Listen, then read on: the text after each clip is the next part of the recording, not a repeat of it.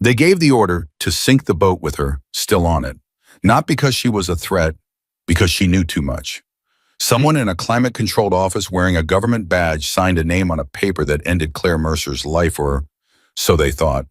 3 days later, she was still breathing, still holding the rifle, still waiting.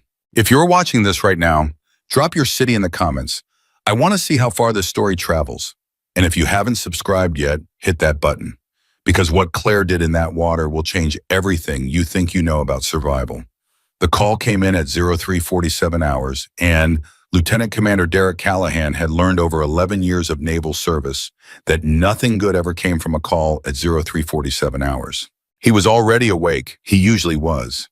Sleep had become something of a negotiation for him. A few hours here, a few hours there, his body never fully trusting the silence long enough to surrender to it completely.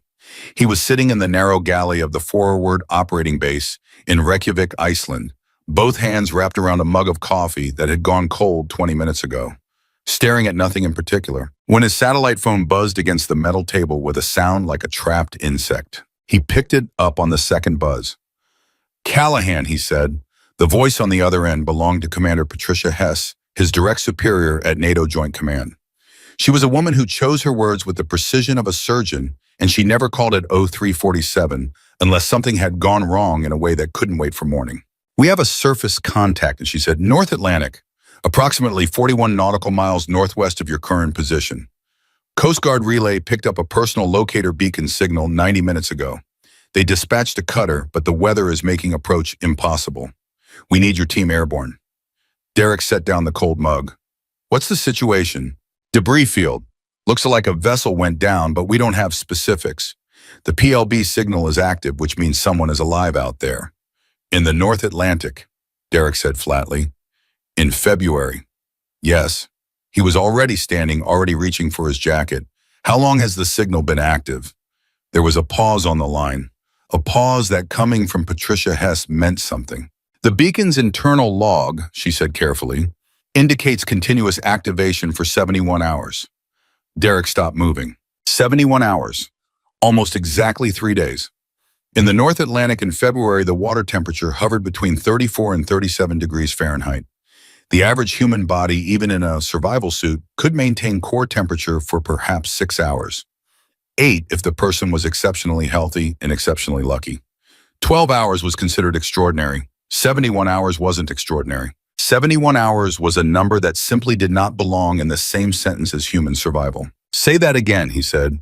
"You heard me, Derek. Get your team airborne. We'll talk when you have eyes on the contact."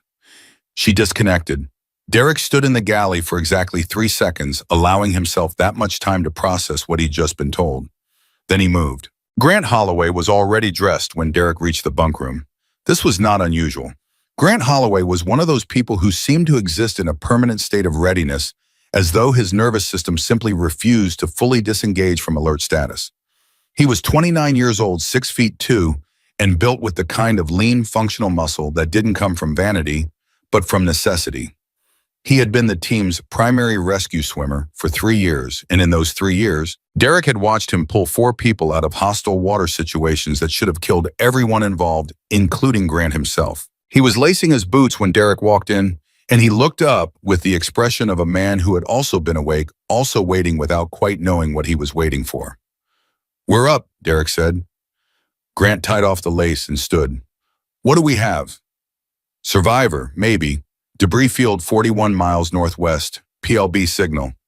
Derek paused. "Active for 71 hours. Grant stared at him. "That's not possible, Thufto." "I know." "Derek in that water in February." "I know what I said. Get fairer. Wheels up in 12 minutes. Grant didn't ask any more questions. That was one of the things Derek valued most about him. He knew when questions had to wait. Dennis Farrer was the kind of man people underestimated at first glance, and he had spent 20 years turning that underestimation into a professional advantage. He was 43, compact and unremarkable in appearance, with the kind of face that people forgot as soon as he left the room. His official designation was Weapons and Technical Specialist, but the truth was that Dennis Farrer's brain was the most dangerous piece of equipment on the team. He could strip analyze and reconstruct any weapon system manufactured in the last 40 years within the time it took most people to read the manual. He could also read a technical schematic, the way other people read a newspaper, quickly, comfortably extracting the important information and discarding the rest without conscious effort. He was pulling on his cold weather gear when Derek briefed him in the corridor, and his reaction to the 71-hour figure was characteristically different from Grant's. He didn't say it was impossible. He said someone prepared for this. Derek looked at him. "You don't survive 71 hours in the North Atlantic by accident," Dennis said, zipping his jacket with a methodical precision. "You survive by design. Whoever is out there, they plan for the water. They plan for the cold. They planned to still be alive when someone came looking." He pulled on his gloves. "The question isn't how they survived. The question is why they needed to." Derek had no answer for that, but the question settled into the back of his mind and stayed there quiet and insistent all the way to the flight deck. The HH-60 Jayhawk lifted off the Reykjavik forward operating base at 0411 hours, clawing its way up into a sky that seemed determined to push it back down. The North Atlantic in February didn't have weather so much as it had moods, and tonight its mood was hostile. Wind gusts hit the helicopter in irregular pulses, each one a reminder of exactly how small and fragile a thing a helicopter was when measured against the Atlantic's indifference. The rotors screamed. The airframe vibrated with a frequency Derek felt in his back teeth. He was strapped into the jump seat behind the cockpit, watching the pilot, Lieutenant Sarah Moen, fight for altitude, with the calm focus of someone who had been doing this long enough that fear had been replaced by respect. She wasn't afraid of the weather. She respected it. That was a distinction Derek understood completely. Grant was beside him, staring out the window at darkness and rain. Dennis was on the other side, his tablet out, scrolling through what little information the Coast Guard relay had transmitted. Coordinates, beacon data, partial satellite imagery of the debris field taken 4 hours ago before cloud cover made imaging impossible. "Vessel type?" Derek asked, leaning toward him. "The Coast Guard thinks a research support vessel," Dennis said. "Small, 30 to 40 feet. The debris pattern suggests it went down fast, not a gradual sinking. Something catastrophic. Explosion or deliberate scuttling." Dennis looked up from the tablet. "The debris pattern is too contained for a structural failure. If the hull gave way naturally, you'd see a wider spread.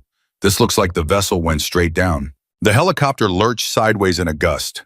Derek gripped the overhead strap and said nothing. "There's something else," Dennis said. "Tell me." "The PLB registration." Dennis turned the tablet so Derek could see the screen. "The beacon is registered to a Claire Mercer. Female, 34 years old. Her listed occupation is..." He paused, and Derek recognized the pause as the kind a careful man took before saying something that changed the frame of a conversation. "Private contractor. Former military intelligence. 5 years with the Defense Intelligence Agency, resigned 4 years ago." Derek read the name on the screen again. Claire Mercer. He didn't know the name, but he knew the shape of the profile, the kind of person who existed in the margins between official and unofficial, between what could be acknowledged and what couldn't. "Former DIA," he said. "Resigned 4 years ago," Dennis repeated. "No record of activity since. Essentially disappeared from the visible landscape. Until her beacon started transmitting from a debris field in the North Atlantic. Until exactly that." Grant turned from the window. "You think she went into that water on purpose?" Dennis considered this with the same dispassionate precision he gave to every technical problem. "I think she went into that situation prepared. Whether the water was intentional or forced, that's what we'll find out when we get to her." He closed the tablet. "If she's still alive." "She'll be alive," Grant said. The certainty in his voice was quiet but absolute. Derek looked at him. "How do you know?" Grant turned back to the window. "Because someone who prepared that hard to survive doesn't quit." They found the debris field at 0502 hours. Sarah brought the helicopter low, fighting the wind, and the searchlight cut down through the darkness and rain and found the water and what the water held. Pieces of hull white and dark blue fiberglass rising and falling with the swells. A life raft deflated and empty, tangled in rope. Fuel drums.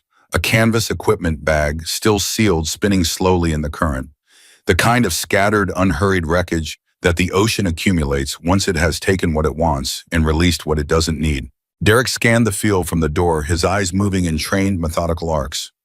looking for color that didn't belong, looking for movement that wasn't the water. There, Grant said. Derek followed his gaze. 40 meters north of the main debris cluster, barely visible between swells, something orange, a survival suit. And within the survival suit, a person, and the person was moving. Not the passive, boneless movement of a body carried by current. Active movement, deliberate, measured. The person was on their back, and one arm was raised, and in the raised hand was an object that the searchlight caught and turned to silver. A rifle. A Remington 700 precision rifle held in one hand by a woman who had been in the North Atlantic for 71 hours, pointed directly at the helicopter searchlight with the steadiness of a person who had not just survived impossible conditions, but had done so without surrendering a single degree of operational discipline.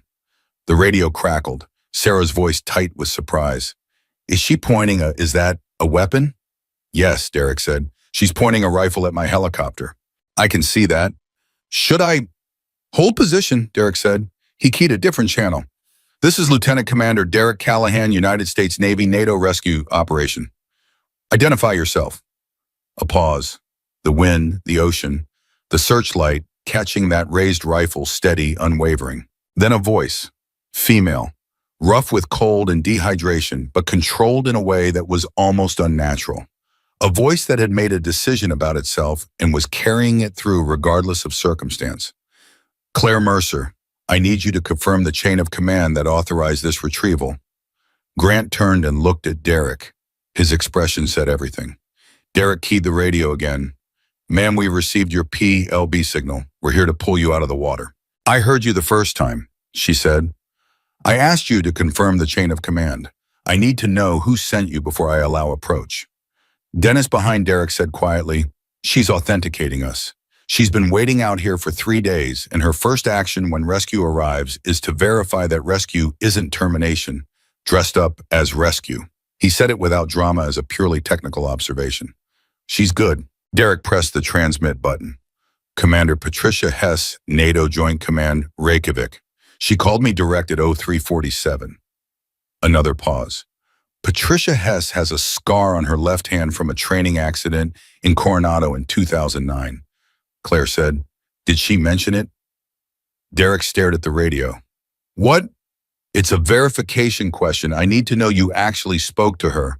People can fake a name. Grant made a sound that was almost a laugh. In 29 years of life, in 3 years of rescue operations, he had never been interrogated by a hypothermic woman floating in the North Atlantic before being allowed to save her life. Derek keyed the radio one more time. He had in fact spoken to Patricia Hess many times. He had been to her office. He had seen her hands. He thought carefully for a moment, running memory. I don't recall a scar, he said honestly. But the last time I was in her office, she was wearing a watch on her left wrist, analog, dark leather strap, old model, like it meant something to her. A silence that felt different from the previous silences. Softer. Okay, Claire Mercer said. Okay, come and get me. The rifle came down. Grant went into the water. This was the part of his job that Derek had never been able to watch without something tightening in his chest, and he had watched it a dozen times. The door opened. The cold came in like a physical assault, and Grant stepped out of the helicopter and fell into the North Atlantic without hesitation, because hesitation in that moment was the thing that killed you. The water temperature was 35 degrees Fahrenheit. Exposed skin would lose sensitivity in under 90 seconds. Core temperature would begin dropping within 3 minutes. A man in a survival suit had a window, and the window was not generous, and Grant understood this better than anyone. He hit the water and disappeared beneath the swell, and Derek counted seconds without meaning to, and then Grant's helmeted head reappeared, and he was already swimming, moving toward the orange shape that the searchlight kept finding between the waves. They were 40 meters apart, then 30, 20. Derek watched through the door with binoculars. He saw the moment Grant reached her. He saw Grant's arm go out. He saw her, and this was the thing that would stay with him, the image he would turn over in his mind later that night and the night after. And for a long time beyond that, he saw her reach back and then, still holding the rifle in her other hand, allow Grant Holloway to pull her toward the extraction harness. She did not let go of the rifle. She's still holding the weapon, Sarah said from the cockpit. I know, Derek said. Is that a problem? I'll figure that out when she's on board. The extraction took 4 minutes.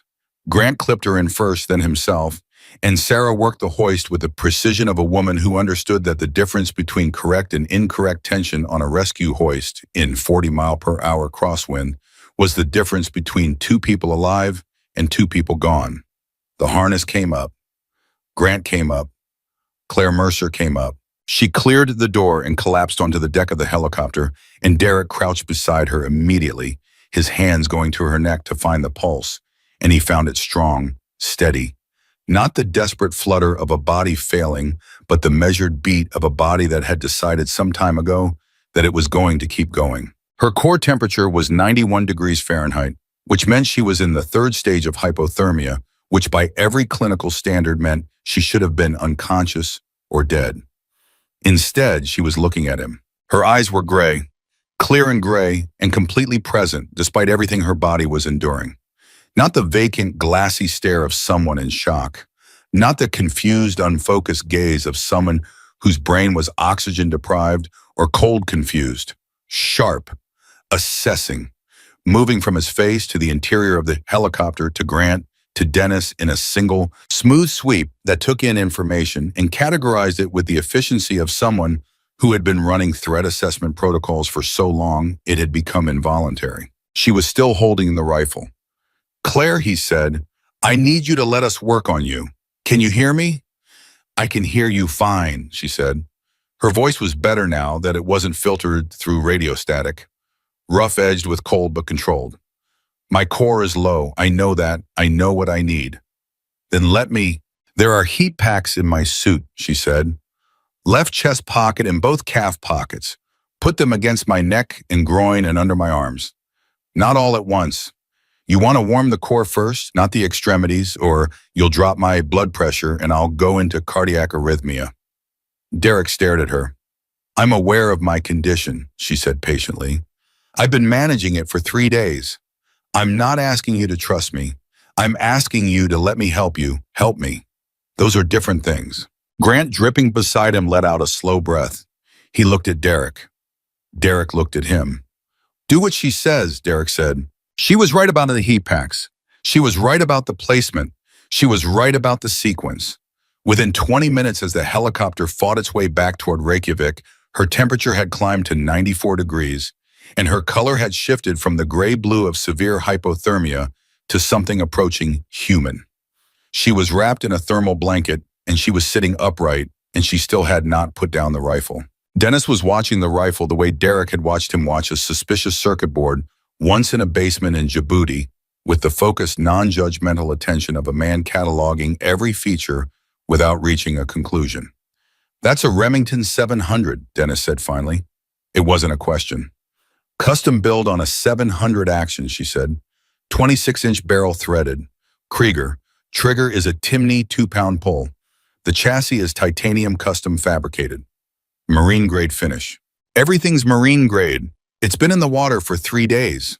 She looked at him directly. "It still works." Dennis nodded slowly with the specific respect one craftsman gives to another craftsman's work. "The stock," he said. "That's not standard profile.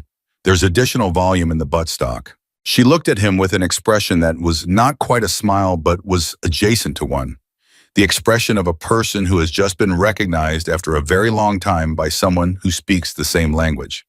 "Yes," she said, "there is." "What's in it?" She didn't answer immediately. She looked at Derek first. She took his measure the way she had taken the measure of the helicopter's interior when she came through the door thoroughly, without apology, without the performance of deference. She was deciding whether he was someone she could work with, whether he was someone she needed to work with, whether the calculation she had been running for 4 years, the calculation that had kept her in the North Atlantic for 71 hours, rather than surrendering the rifle, still held. Whatever she saw in his face, she appeared to accept it. "Everything," she said. "Everything is in it." The helicopter hit a turbulence pocket and dropped 40 feet before Sarah caught it, and Derek grabbed the overhead strap, and Claire Mercer absorbed the drop without flinching, without moving, without the slightest interruption to the steady gravity of her gaze. She had been in the water for 71 hours. She had been hypothermic for at least 60 of them. She had been holding a rifle in freezing water against a current that wanted to take it from her, against exhaustion that wanted to take her from herself. And she was looking at him like a person who had been waiting for exactly this moment, not rescued, arrived. "Who tried to kill you?" Derek asked. The helicopter banked northwest toward Iceland, toward morning, toward whatever came next. "That," Claire Mercer said, "is the second question." Derek waited. "The first question," she said, "is who they're going to try to kill next." Outside, the North Atlantic continued its ancient, indifferent business. The debris field turned slowly in the current, carrying its fragments in widening arcs, spreading the evidence of what had happened and what had been done in the dark, in the cold, in the place where no one was supposed to look. But someone had looked. Someone had always been looking, and she had the records to prove it. The Reykjavik NATO medical facility occupied the fourth floor of a building that looked from the outside like every other administrative structure, on the base gray, functional, unremarkable. Inside it was a different story. The equipment was current, the staff was competent, and the security protocols were the kind that civilians never saw and rarely knew existed. Claire Mercer was wheeled in on a gurney at 0611 hours, and the attending physician, a Navy commander named Dr. Yusuf Adeyemi, Nigerian-born, Oxford-trained, 15 years of operational medicine, took one look at her vital signs and then looked at Derek with an expression that asked a question without using words. The question was, how is this woman conscious? Derek didn't have an answer. He was beginning to think that the absence of an answer was going to be a recurring theme in whatever this situation was becoming. She guided her own rewarming protocol in the helicopter. Grant told Adeyemi, still in his wet gear, standing just inside the door. She knew the heat pack placement sequence. She knew her core temperature within a degree by feel. By feel, Adeyemi repeated. She said she'd been managing her condition for 3 days. Adeyemi looked at his patient. Claire was on the gurney IV, in monitors attached, but she was awake and watching him with the calm of a person attending a meeting they had prepared thoroughly for. "You self-managed stage 3 hypothermia for 71 hours, he said to her. Not a question, a statement that needed her confirmation before he could file it anywhere in his medical understanding. "Closer to 60, she said.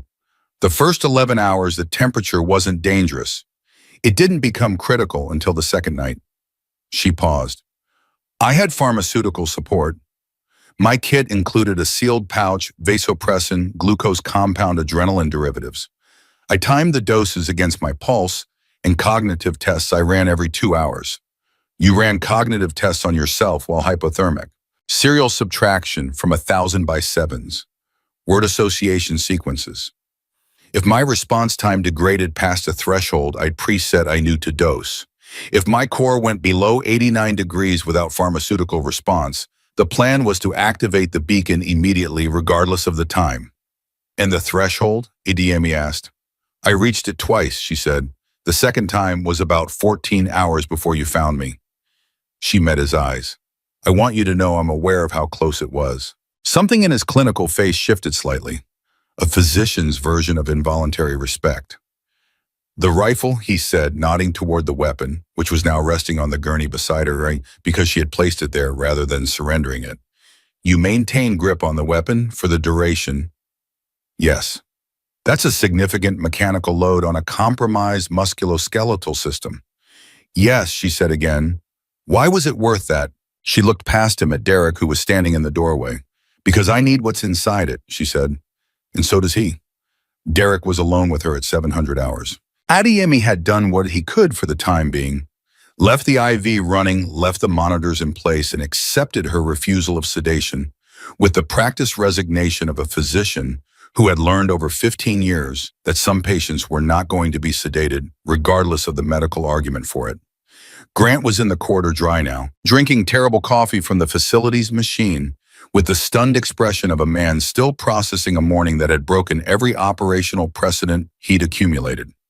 Dennis was 2 rooms away, studying the rifle at a folding table with a magnifying glass, in the focused silence of a man solving a problem he found genuinely interesting. Derek pulled a chair to the side of Claire's bed and sat.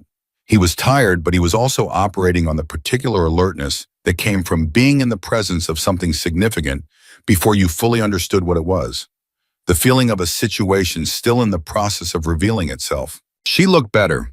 Not good was not a word that applied to a person 11 hours out of 71 hours in freezing water, but present, functional.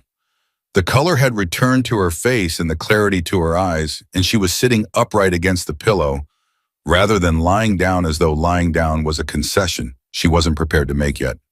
"How much do you know about Vantage?" she asked him. He kept his face neutral. The name meant something to him, but only in the way that a rumor means something, a shape without specifics, a reference without context. He'd heard it twice in his career, both times at the margins of operations that had gone sideways in ways that were never officially explained. "Tell me what you want me to know," he said. She accepted this. Vantage is a private recovery and enforcement network operating under defense contractor cover. They've been running covert operations for 4 years, coordinating between 3 government intelligence clients and 5 private entities I can name. They move personnel, they move material, they move problems. She paused. "I was one of their problems. What were you before you were their problem?" "Their asset." The word was flat, uninflected, carrying the weight of a thing that had been processed to the point of neutrality. "For 4 years I ran missions for them. I thought I understood what the operations were. I thought I was operating within a gray area that was ultimately aligned with legitimate security interests." She looked at him. "I was wrong about that. The moment I understood how wrong I was, I started documenting. For 4 years. For 4 years, every mission, every asset, every instruction, and every outcome. Everything I could access, everything I could record, everything I could trip and store. I built a record that doesn't depend on my testimony, a record that stands on its own, independent of my credibility, independent of my survival." Her hand rested on the rifle beside her. "It's in there." Derek looked at the rifle, at the way she rested her hand on it, not possessively but carefully. The way you rested your hand on something you'd carried a very long way. "They found out," he said, 6 days ago. Someone in the network identified a metadata signature on one of my encrypted transmissions. They couldn't break the encryption, but they knew the transmission existed, and they were able to backtrack far enough to identify me as the source. Her jaw tightened slightly. "They move fast. I was at sea because I'd planned for this scenario. I had a protocol for the moment the network identified me. Get to open water, activate specific beacon sequences, get the rifle to the surface. If anyone came, they'd come to retrieve me. If no one came," she stopped. "You waited for the right people," Derek said. "I waited for people who weren't Vantage. They would have come with a boat, not a helicopter. They would have come with 4 people minimum, not 3. They would have..." She stopped again. Something moved across her face briefly. Not fear, but its memory. "They would not have asked me to authenticate." He understood that. The detail mattered to her. The authentication question had told her that whoever was coming wasn't coming to finish what had been started. "The beacon," he said, "you activated it deliberately." "At a calculated moment, yes. After I'd confirmed that the initial pursuit vessel had lost my position. Before my pharmaceutical protocols were exhausted." She was quiet for a moment. "I want to be honest with you about the odds I was playing. If you'd arrived 4 hours later, I would not have been able to maintain consciousness. If the wrong people had arrived first, the rifle would be at the bottom of the ocean with me." She met his eyes. "I want you to understand that I'm alive because of precise calculations, and also to some degree because things went right when they didn't have to." "You're alive," Derek said, "because you refused not to be." It was the most direct thing he'd said since she came through the door, and he meant it without ornamentation. She absorbed it with the same quiet efficiency with which she absorbed everything, and something in her face acknowledged it without making more of it than it was. "Tell me about the black box," he said. She turned to the rifle again. Her hand moved along the buttstock with the familiarity of long possession. "It's not a standard black box," she said. "I built it. The housing is a custom-machined titanium casing inside the stock cavity, sealed with a pressure gasket rated to 4,000 meters of submersion. The data is on 5 encrypted drives, redundant, compartmentalized. 3 drives hold 4 years of mission records, operational logs, communication intercepts. The 4th holds atmospheric and signal intelligence, the data that links the recorded operations to specific authorization chains." She paused. "The 5th drive is different." Derek waited. The fifth drive, she said, and her voice shifted slightly, not in volume but in quality, the way a voice shifts when it arrives at the thing it has been carrying toward for a very long time, is the inner partition, the names, the full architecture of the network. Every contract, every client, every active operation, everything required to dismantle Vantage from the root. She looked at him. That drive has a separate encryption key. It has one recipient, a federal prosecutor named Douglas Haynes, who has been building a case against defense contractor networks for 8 years without enough evidence to move. You've been in contact with Haynes. Before I went under, we established a protocol. He knows the key. He knows the delivery method. He doesn't know I'm alive. A pause. He thinks I've been dead for 3 days. Derek sat back. He was looking at her and thinking about the 71 hours in the water and the pharmaceutical protocols in the serial subtraction from 1,000 by 7s, in the authentication question, in the grip on the rifle, and everything she just told him, and he was understanding in a way that was still in the process of becoming fully formed what exactly he was sitting across from. Not a victim, not even quite a survivor in the conventional sense of that word. A plan in human form. A plan that had been executing itself across 4 years and 71 hours and 300 miles of hostile ocean that had survived every point of failure because its architect had built redundancy into every single component, including herself. The people who put you in that water, he said, they think you're dead. Yes. How long before they confirm it? She considered this with the specific attention of someone whose life depended on the precision of the estimate. Vantage will have satellite coverage of the debris field. They'll expect a body or at least a survival suit to surface within 48 hours. When it doesn't, she met his gaze. They'll know they have a problem. Derek stood. He walked to the window. Outside, Reykjavik was beginning to appear from the dark gray buildings, gray sky, the pale suggestion of a sun that was making no promises. You have approximately 48 hours, Claire said behind him. He turned. Before they send the recovery team, she said, before they come to confirm what they couldn't confirm from orbit. Her eyes were steady and clear and entirely without panic. They will come here. They know my protocol included a beacon. They'll identify the retrieval signature, trace the flight path, and they'll come here. She paused. Not to retrieve the evidence, to make sure there is no one left to transmit it. The morning light moved across the window. Cold and pale and northern, the light of a place that survived by being relentless. Then we don't have 48 hours to plan, Derek said. We have 48 hours to finish something you started 4 years ago. She looked at him for a long moment. Yes, she said, that's exactly what we have. Dennis Ferrer had been sitting with the rifle for 40 minutes before he found the first partition. He wasn't rushing. Rushing was how you broke things that couldn't be fixed. And the woman 2 rooms away had spent 4 years and 71 hours in freezing water, making sure this particular thing didn't break. He owed her the same care. He had his magnifying glass, his precision screwdrivers, his portable diagnostic kit, in the absolute silence of a man who understood that what he was holding was not a weapon anymore. It was a vault, and vaults deserve respect. The buttstock released on the 3rd pressure point. Not a screw, not a latch, a pressure sequence. 3 specific depressions in a specific order, disguised as stress marks in the titanium chassis. If you didn't know they were there, you would never find them. If you found them by accident, you would need the sequence. If you had the sequence, you still needed the exact pressure, too light and nothing happened, too heavy, and a secondary locking gauge that would require a different approach entirely. Dennis pressed the 3rd point and felt the faint click of magnetic disengagement, and the false floor of the buttstock lifted 1 millimeter. He set down the screwdriver. He did not touch the compartment yet. Instead, he picked up his radio and called Derek. You need to come to this room, he said. Now. Derek was at Claire's bedside when the call came through. He looked at her. She looked at the radio in his hand. He found the first partition, she said. Not a question. How do you know? Because Dennis Ferrer took 40 minutes, which is exactly how long I calculated it would take someone with his skill level.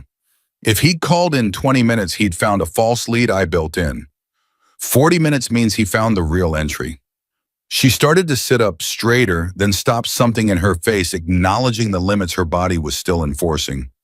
Help me up. I need to be there. You need to stay in that bed. I need to be there, she said again with the particular quiet force of someone who was not asking. Derek looked at her for 2 seconds. Then he reached for the IV stand and positioned it so she could use it for support, and he offered his arm without further argument. She took it. They walked to Dennis. Grant saw them coming down the corridor and pushed off the wall where he'd been standing, falling in beside them with the automatic positioning of a man whose body had learned over years to occupy the space where it was needed most. He looked at Claire with the expression he'd been carrying since he pulled her out of the water. Not quite awe, not quite concern, but something between them that hadn't resolved into a word yet. How are you walking? He said. Warefully, she said. That's not what I know what you meant, she said. The honest answer is that I don't fully know. Ask me in a week. She glanced at him. Thank you for the water. He blinked. You came in after me without hesitating. In those conditions, that was a choice. I want you to know I noticed. Grant Holloway, who had pulled 4 people out of hostile water and received commendations for each of them, looked briefly like he didn't know what to do with that. He nodded once and looked straight ahead and said nothing, and Derek noted this with the part of his mind that was always watching his team, always measuring the invisible currents of how people were holding up. They reached the room where Dennis was working. He was standing at the folding table, both hands flat on the surface beside the rifle, not touching it, looking at the open buttstock with an expression Derek had seen on his face exactly once before in Djibouti, when he'd opened a piece of equipment and found something inside it that rewrote everything they thought they knew about the situation. 5 drives, Dennis said when they walked in, exactly where she said they'd be. The casing is flawless. I've seen submarine-rated housing with less engineering than this. He looked at Claire. You built this yourself. Over 8 months, she said. The machining took the longest. The gasket seal was the hardest part to get right. You tested the depth rating to 4,112 meters. There's a test log on drive 3. Dennis absorbed this without expression. The drives are labeled, he said. He stepped aside so they could see. 1 through 4 mission records and intelligence. Drive 5 is unmarked, Claire said, moving to the table. She looked at the 5 small drives in their sealed housing, and her face did something complicated that lasted about 1 second before she controlled it. But Derek saw it. A flash of something that wasn't relief and wasn't grief, but lived in the territory between them. The face of someone who had carried a thing for so long that seeing it safely arrived felt like hearing a door close behind them. Drive 5 needs to go to Haynes directly, she said. Not transmitted through any network I don't control. Not relayed through any channel that Vantage monitors, and they monitor most of the standard ones. How do you know what they monitor? Derek asked. She looked at him. Because I helped them build the monitoring architecture. The room was quiet for a moment. For 4 years, Dennis said slowly, you were inside the network. Yes. You helped them build their security systems. Yes. Which means you know every hole in those systems. Every hole I put there, she said. And I put in quite a few. Grant leaned against the doorframe. So you built the cage and then built the key. That's one way to describe it. What's another way? She looked at him steadily. I built the case, she said. The cage was already there. I just made sure there was a way out before I locked the door. Derek moved to the table. He looked at drive 5. Unmarked matte black, no different in physical appearance from the other 4, but separate, held in its own partition of the housing not touching the others. Haynes, he said, how do we reach him securely? He has a contact protocol, a specific frequency, a specific call sign, a rotating cipher that changes every 72 hours. I have the current cipher in my head. She touched her temple briefly. Not written down anywhere. Not encoded anywhere.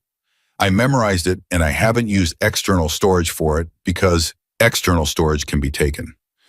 So the key to the most important drive in that rifle, Derek said, is in your head. Yes.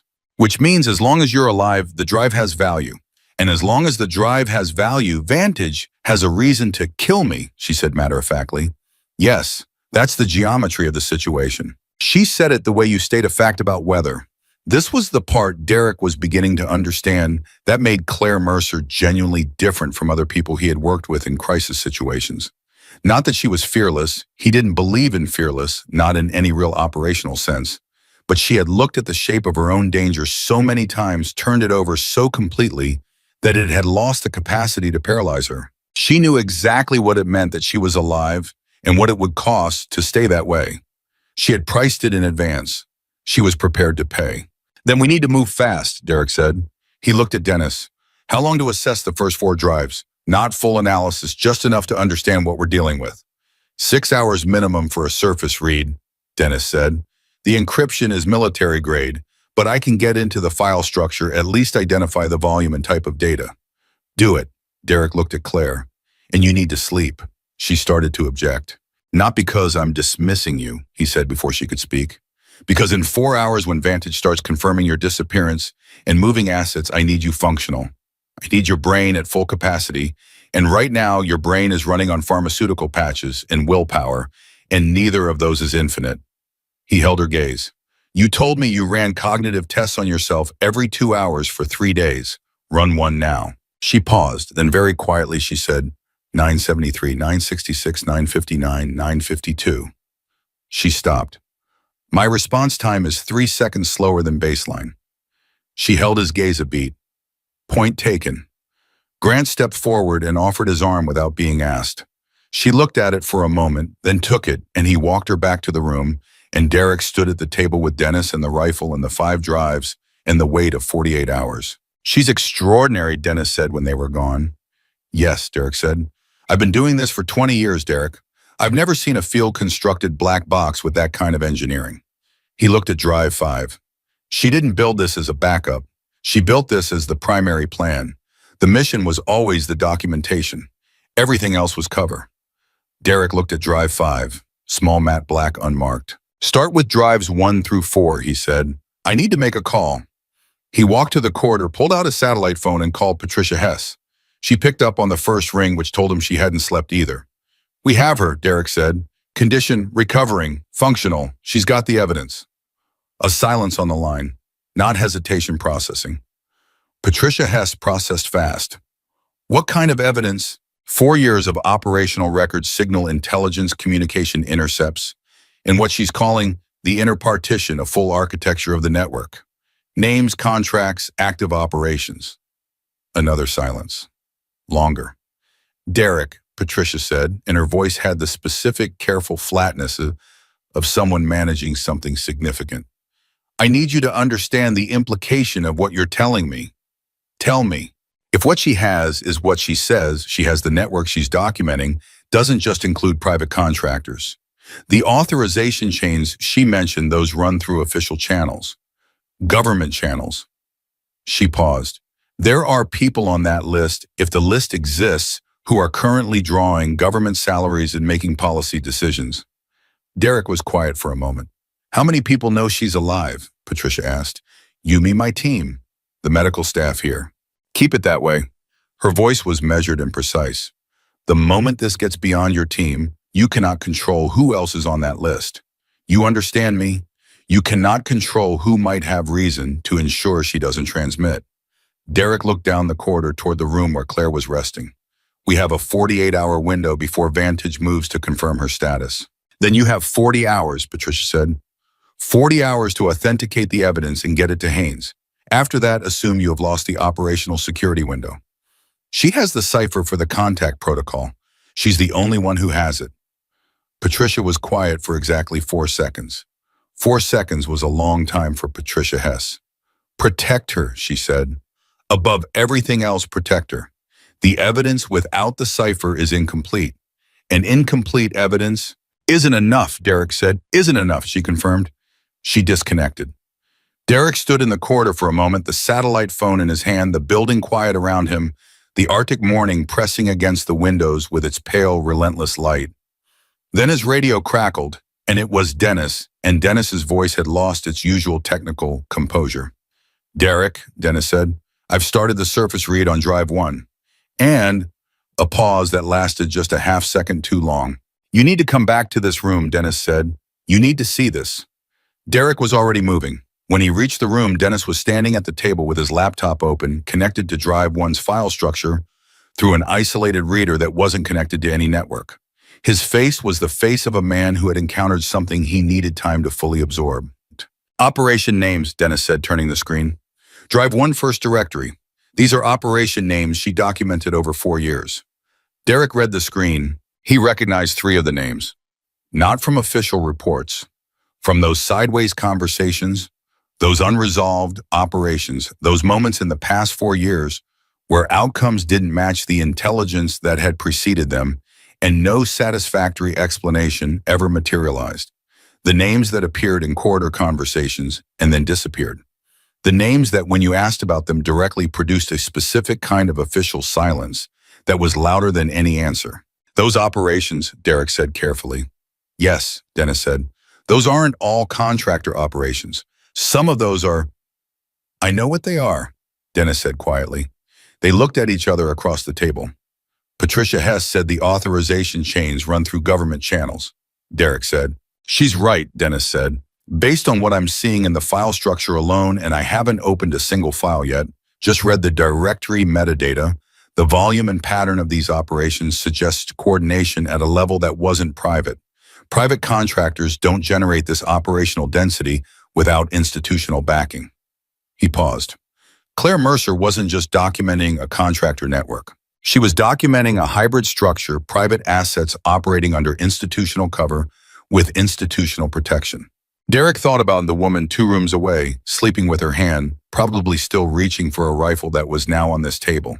He thought about 4 years of carrying this knowledge. 4 years of running missions for a network you knew was wrong, building the case while living inside it, calculating when and how and to whom the case could be delivered, surviving the ocean for 71 hours because the alternative was letting the case disappear. She knew this, he said. She knew what she'd built. She knew what it meant. She knew it would implicate people with the resources to bury it, Dennis said, which is why she built the redundancy, which is why she built the inner partition separate from the other 4 drives. The first 4 drives can be authenticated, can be analyzed, can be presented independently. But the inner partition, he looked at drive 5. The inner partition is the full map. It's the thing that makes the case not just evidential, but actionable. It's the thing that tells Haynes not just what happened, but who ordered it and who covered it. And only she has the cipher. Only she has the cipher. Derek picked up drive 5, held it. It weighed almost nothing. For something that could dismantle what Claire had described as an invisible empire, it had no business being so small. He set it back in the housing carefully. Keep reading, he said to Dennis. I want a complete surface assessment before she wakes up. I want to know exactly what we're holding before we plan the transmission. He went back to his post outside Claire's room. Grant was there leaning against the wall, still with the coffee he'd been nursing for the past hour. She's asleep, Grant said. Good. Really asleep. Not managing her vital signs or running subtraction sequences. A pause. She just let go, like her body finally believed it was safe enough. He looked at Derek with the expression that had been unresolved since the water. How does someone hold on that hard for that long and then just release the moment they're safe? Because she trusted the calculation, Derek said. She calculated that this moment was safe, and when her calculation said safe, she let herself sleep. It wasn't willpower that kept her going in the water. It was math, and the math said she could rest now. Grant thought about this. That's either the most extraordinary thing I've ever heard, he said, or the saddest. I think it might be both, Derek said. They stood in the corridor the Arctic morning, moving slowly outside the base, beginning to stir, with the quiet business of a facility that didn't know what was sitting inside it. And Derek stood between Claire's room and the room with the rifle and the drives, and he thought about 40 hours in an inner partition and a federal prosecutor who didn't know yet that the source he'd been waiting for was alive. The radio crackled again. This time it wasn't Dennis. It was the base perimeter security desk, and the duty officer's voice had the tight, careful quality of someone reporting something they were still processing. Lieutenant Commander Callahan, the duty officer said, we've picked up a transponder signal, civilian frequency encrypted, bearing 270 approximately 30 nautical miles. Derek's hand tightened on the radio. Type of vessel. That's the thing, sir. Based on the signature, it's a high-speed surface craft. Private registry. We ran the transponder code through the database. A pause. The registration comes back to a logistics subsidiary of a company called Vantage Strategic Solutions. The corridor was very quiet, 30 nautical miles. 40 hours had just become something else entirely. Derek keyed the radio. "Wake Dr. Adeyemi," he said, "and someone needs to wake Claire Mercer right now." Grant was already moving before he finished the sentence, already through her door, already placing a hand on her shoulder with the care of someone who understood what it cost her to have finally allowed herself to sleep and what it was going to cost to pull her back out of it. She was awake before his hand fully landed. Her eyes opened and they were clear, immediately clear. The computational clarity that had been watching from the helicopter door and measuring the interior of the rescue craft and authenticating Patricia Hess through Derek's memory of a leather watch strap. "How far out?" she said. Grant stared at her. "The vessel knows," she said. "How far more?" 30 miles, he said. "How did you?" "Because I knew they'd come," she said. She was already sitting up, already oriented. "I just didn't know how fast."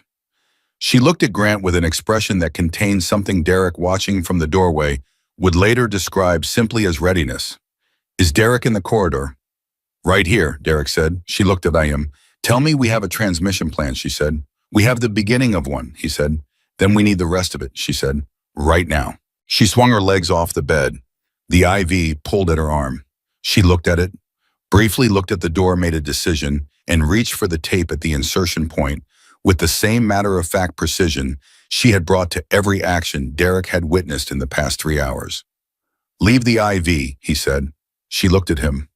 "Leave it in," he said. "We can move the stand. You're not operating without fluids." He held her gaze. "That's not negotiable." A pause, 2 seconds of consideration. The same 2-second calculation he'd seen her run before every decision she'd made since coming through the door. "Fine," she said. "Bring the stand." She stood. Grant caught her arm as she found her balance and she let him briefly. And then she was steady and moving, and the IV stand was rolling beside her, and they were all walking back toward the room with the rifle toward the drives, toward the 40 hours that had just compressed into something far less forgiving. 30 nautical miles, high-speed surface craft. The network that had left her in the ocean coming to confirm she wasn't there anymore. She was very much there. And now the clock was running, 7:41 hours. The room with the rifle had become, in the space of 4 minutes, something else entirely. It had become a command center, a war room, a place where the next hour would either mean everything or nothing at all. Derek stood at the table. Dennis was already back at his laptop. Grant was in the doorway. Claire was beside the table with the IV stand at her shoulder like an unwanted companion. And she was looking at the 5 drives with the expression of someone recalculating every assumption they'd made in the previous 3 hours. 30 miles at high speed means 25 to 30 minutes before they reach coastal waters, she said. After that, docking equipment, deployment, personnel movement to the base. Add 15 minutes for a team that knows what it's doing. She looked at Derek. "We have 40 to 45 minutes before they're infiltrating this building." "You're assuming they know where we are," Grant said. "They know," she said. Without heat, without drama, just the flat certainty of someone who had spent 4 years inside the machine she was now running from. The helicopter transponder, the PLB retrieval signature. The base is NATO Joint Command Reykjavik. It's the only facility within range that could have mounted that retrieval. "They knew where you were coming from before you reached me." She paused. "They came this fast because they were not investigating. They're confirming." Derek looked at Dennis. "Can we transmit from here?" "Not securely," Dennis said, and his voice had the careful quality of a man delivering news he'd already analyzed 3 times before speaking. "The base communications are monitored, not by Vantage specifically, by the standard NATO intercept architecture, which Claire just told us Vantage helped build." She nodded. "Any transmission from a base channel in the standard bandwidth goes through 3 relay nodes before it reaches an external recipient. 2 of those nodes are an infrastructure that Vantage has passive access to. Not active monitoring, they don't sit and listen in real time. But any traffic flagged by keyword or encryption signature gets logged and reviewed within 6 hours. 6 hours is enough time for them to act on it," Derek said. "If they know Haynes is the recipient," she said, 6 hours is more than enough time. "So we can't transmit from the base." "Not through standard channels." Dennis turned from the laptop. "There's a secondary option. He said it with the tone of a man who had already considered and rejected two other options before arriving at this one. The base has an auxiliary satellite uplink. It's used for encrypted diplomatic traffic, separate infrastructure, separate relay path, not part of the standard NATO communications architecture. Can Vantage access it? Derek asked. Unknown, Dennis said. He looked at Claire. She was already thinking. Derek could see it, the specific stillness of her face when the calculations were running, the slight tension at the corners of her eyes. That meant she was pulling from memory rather than reasoning from first principles. The auxiliary uplink was installed in 2019, she said slowly. I was with Vantage for 4 years, starting in 2021. If it predates my involvement with their network architecture assessment, she stopped. I don't know. I genuinely don't know. And that's the first time I've said that since you pulled me out of the water. The room received this honestly. No one tried to fill it. Then we treat it as compromised, Derek said. We plan as if every channel in this building is accessible to them, and we work around it. He looked at each person in the room in turn.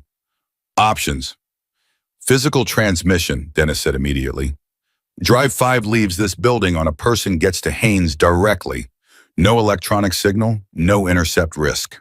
That person has to survive long enough to reach Haynes, Grant said. If Vantage has a team coming in, they'll have containment. They'll cover exits. Which is why the transmission and the containment are the same problem, Claire said. She was looking at the table at the drives, and her voice had taken on a quality Derek recognized from the water that controlled forward-moving focus, that treated every obstacle as a variable to be solved rather than a wall to be stopped by. You can't solve one without solving the other simultaneously. Derek crossed his arms. Explain. She looked up. Vantage is coming to confirm I'm dead. When they find I'm alive, there are priority shifts from confirmation to containment. They will not want a firefight on a NATO base, too much exposure. Their methodology in containment situations is targeted and quiet. 1 or 2 operators close contact designed to look like an accident or a medical incident. She paused. Which means they'll come in soft, cover identities. If they won't come in as a tactical team, they'll come in as investigators, Dennis said quietly. She looked at him. Yes. How did you know? Because it's what I would do. A beat of silence that had its own weight. They'll have credentials, she continued. Probably federal DHS FBI liaison, something that gives them legitimate access to a medical patient. They'll request to interview the survivor of the maritime incident. They'll ask to see the recovered effects. Her jaw tightened slightly. The rifle. And if they get the rifle, Grant said. It doesn't matter if they get the rifle, she said. The drives are out of the housing. Dennis has them. She looked at Dennis. They're still out of the housing. Right here, he said, touching the sealed reader. Then the rifle is a decoy now. They don't know I removed the drives before activating the beacon. They think the evidence is still inside the weapon. Something moved across her face briefly, the ghost of a calculation that had been made a long time ago and had just paid off. Which means we have something they don't know we have. We have their operational assumption working against them. Derek was watching her. You planned for this too, he said. She met his gaze. I planned for the possibility that I would be retrieved with the rifle, but that the drives would need to be separated immediately. Yes. A pause. I didn't plan for 40 minutes. I planned for more time. None of us planned for 30 miles, Grant said. No, she said. That part I underestimated. She said it without self-recrimination, without the downward spiral of someone cataloging their own failure. She said it as a data point, noted, adjusted if moved past. So we work with 40 minutes. Derek turned to Dennis. How much of Drive 1 have you read? Enough, Dennis said.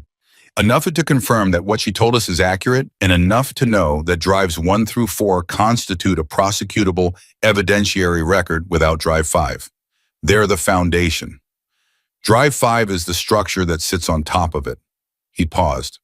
A prosecutor like Haynes could build a case from the first 4 drives alone. Drive 5 collapses the structure in one move instead of building it piece by piece. So if we lose Drive 5, Derek said, the case takes 3 years instead of 3 months, Claire said.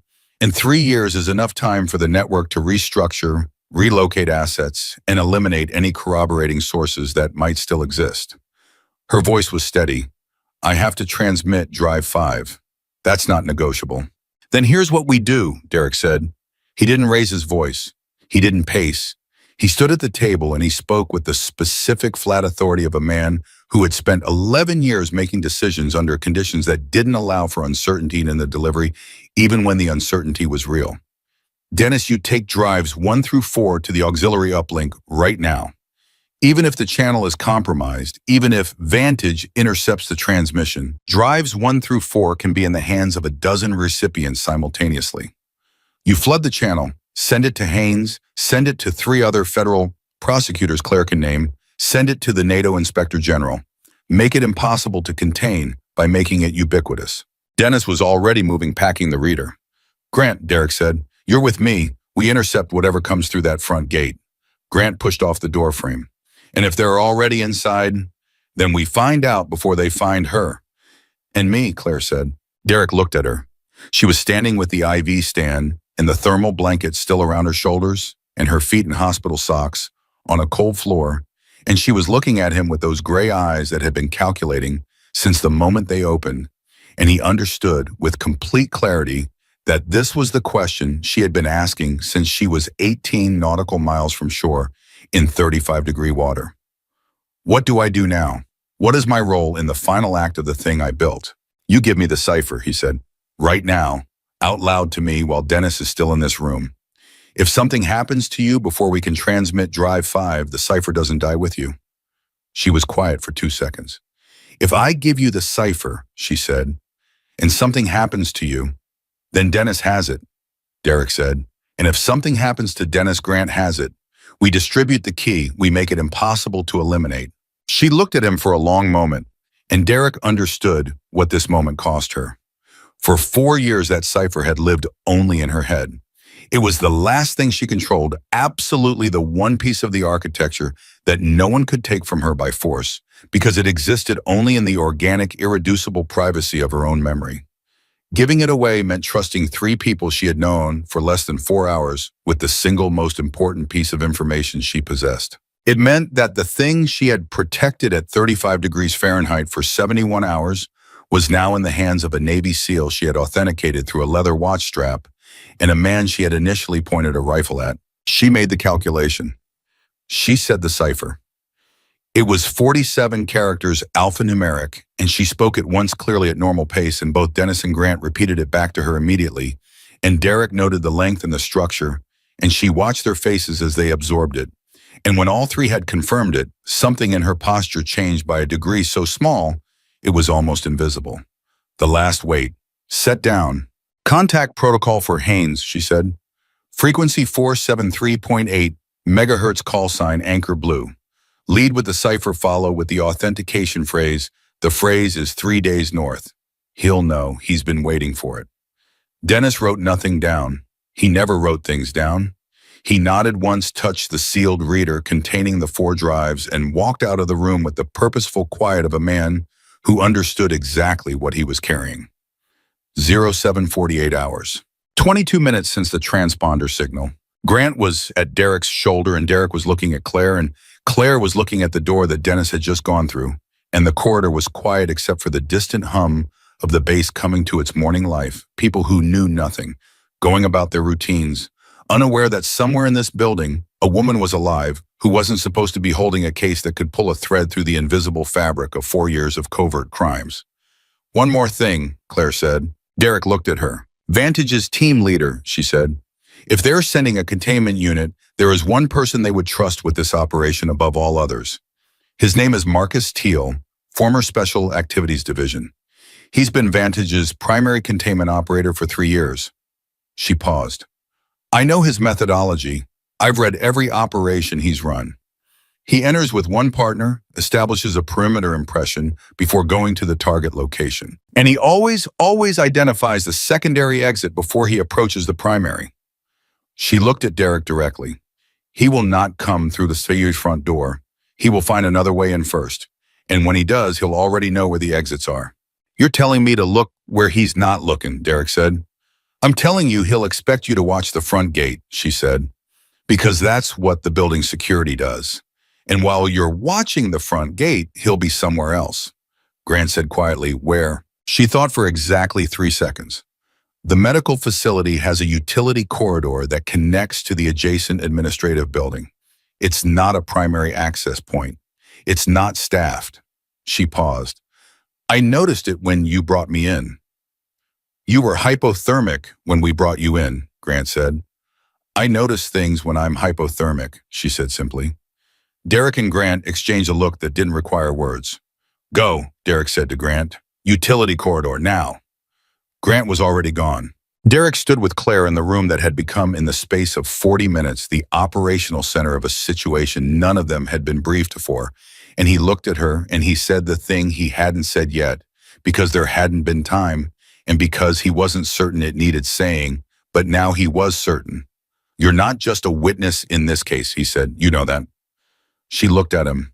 You're the architect, he said. When this is over, when Haynes has the drives and the cipher and the network is exposed, what you built is what makes it possible. Not just the evidence, the methodology, the way you structured it. He paused. That's going to matter to how this lands. Something moved in her face again. Not the flash of controlled grief he'd seen when she first looked at the drives, was something quieter, something older. The expression of a person who has been alone with a thing for so long that having it acknowledged by another human being registers as a physical event. 4 years is a long time to carry something by yourself, she said. Yes, he said. She looked at the table, at the empty housing where the drives had sat, at the rifle which was a decoy, now stripped of its secret, just a weapon again. I used to think about this moment, she said. In the water especially. I'd run the scenario forward, the retrieval, the transmission, the moment Haynes gets the call sign and the cipher and the drives. I'd play it out all the way to the end, and it always felt abstract, like planning for a future I didn't fully believe in. Do you believe in it now? She was quiet for a moment, the kind of quiet that is not empty but full. Ask me in an hour, she said. His radio crackled, Grant's voice tight and fast. Derek, utility corridor. I've got 2 individuals in civilian clothes with federal credentials requesting access to the medical facility. They're saying they're here about the maritime survivor. Derek's hand went to the radio. Descriptions. Male late 40s, gray jacket, calm. The other one is younger, hanging back, watching the corridor junction. A beat. The calm one that asked the duty officer where the secondary exits were. He said it was standard protocol. Derek looked at Claire. That's Teal, she said. The calm one. How do you know? Because asking about secondary exits and calling it standard protocol is exactly how Marcus Teal would do it, she said. He makes everything sound routine. It's his signature. She met Derek's eyes. Don't let them reach this room. Derek keyed the radio. Grant, do not engage directly. You're a rescue swimmer on post-operation rest. You have every reason to be in that corridor. Make your presence known. Make them know you're there. Teal won't move on a witness. Copy, Grant said. And Grant, Derek paused. The younger one is the variable. Watch the younger one. A half second of silence. Already watching, Grant said. Derek looked at Claire one more time. She was still standing, still holding the IV stand, still wearing the thermal blanket, still running the calculations behind those gray eyes. If Dennis reaches the uplink and transmits drives 1 through 4, she said, Teal's containment mission becomes irrelevant. The evidence is already out. Eliminating me only eliminates the cipher, which means drive 5 remains encrypted and unreachable. She paused. Which means the moment Dennis transmits, I become less of a target and more of a liability they can't afford to create publicly. That logic assumes they're rational actors, Derek said. They're professional actors, she said. Professional actors are rational. She paused. Unless Teal has a separate order. What kind of separate order? The kind that comes not from Vantage's operational protocol, but from a specific individual on the inner partition list. Her voice was level but careful. Someone who doesn't care about rational. Someone who cares about something being buried so deep it never comes back up. She held his gaze. If that's the order Teal is running, Dennis's transmission doesn't change the calculus for Teal. It only changes it for the network. Derek understood. Then I need to be in that corridor. Yes, she said, you do. He moved to the door. He stopped with his hand on the frame and turned back once because there was something he needed her to know before he walked out. You held on for 71 hours in the North Atlantic, he said. You're not in the North Atlantic anymore. She looked at him with those gray, clear, exhausted, undefeated eyes. I know, she said. Go. He went. The corridor was fluorescent and quiet, and he moved through it at the pace of a man with legitimate business, which he was toward the junction where Grant was standing, with the particular relaxed alertness of a trained swimmer doing absolutely nothing suspicious whatsoever.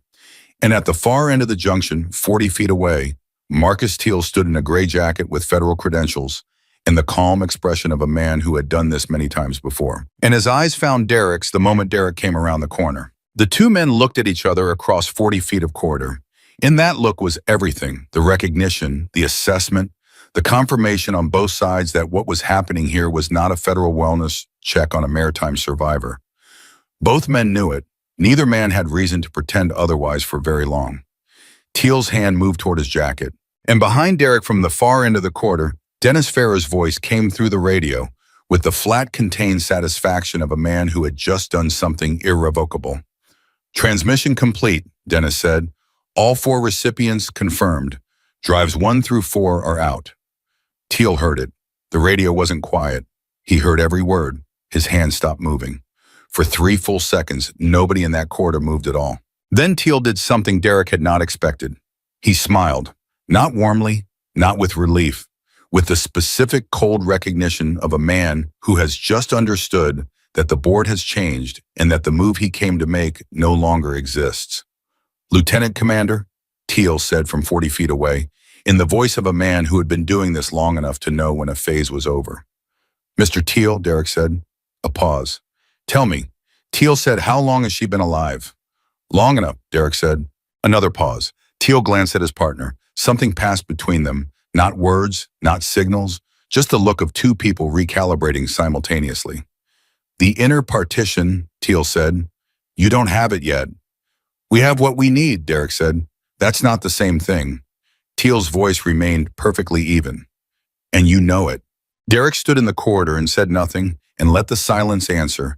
And in the silence was the truth that both men understood the transmission of drives 1 through 4 had changed everything. But it had not changed everything, and Marcus Teal, standing 40 feet away, with federal credentials in a separate order from someone on the inner partition list, knew exactly what remained. Drive 5 was still in this building. And the cipher was distributed now among 3 people, which meant it was more vulnerable, not less, because 3 people were 3 targets. The clock had not stopped. It had only changed what it was counting. 8:01 hours. The corridor held its breath. Derek stood 40 feet from Marcus Teal and understood something with the cold clarity of a man who had spent 11 years reading his situations before they fully declared themselves.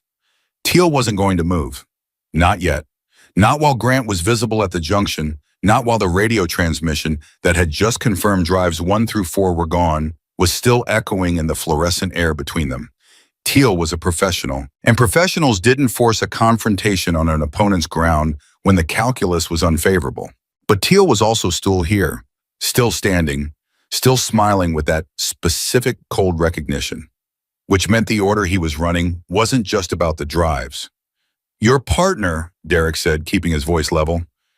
Where is he? Teal's smile didn't move. Behind you would be my guess. Derek didn't turn.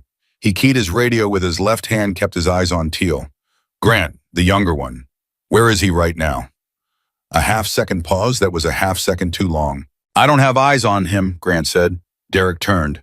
The corridor behind him was empty. He was moving before the thought fully formed back toward the room, back toward Claire, and he was fast, but the base was a building he'd been in for 6 hours, and Marcus Teal's partner had been moving through it for longer than that, mapping it, identifying the secondary routes that Teal had already told the duty officer he wanted to know about. And Derek understood as he ran that the secondary exits were never the objective. The secondary exits were the distraction.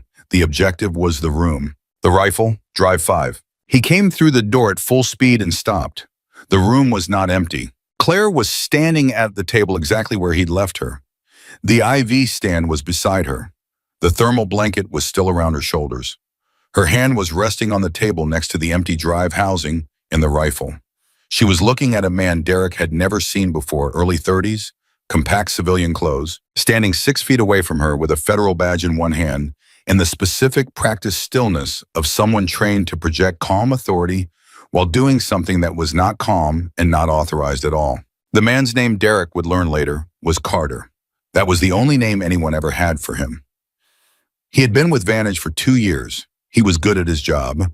He was not, as it turned out, prepared for Claire Mercer. "You're the secondary," she said to Carter, without looking at Derek. Her voice was completely even. "Teal came through the front. You came through the utility corridor while Teal was keeping their attention at the junction." She paused.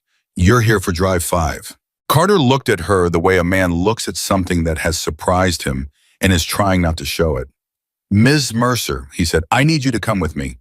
You're a material witness in an ongoing federal—" "Stop," she said. "You're not federal. Your badge is a very good reproduction, but the holographic seal on a DHS credential has a specific refraction pattern under fluorescent light, and yours is reading flat." She tilted her head slightly. "I helped design the verification protocol for that badge in 2022. I know what a real one looks like." Carter's jaw tightened by a fraction. Derek moved into the room, positioning himself to Carter's left. Carter registered this without turning, keeping his eyes on Claire. And Derek recognized the threat assessment running behind Carter's stillness. 2 targets, 1 exit, 1 objective.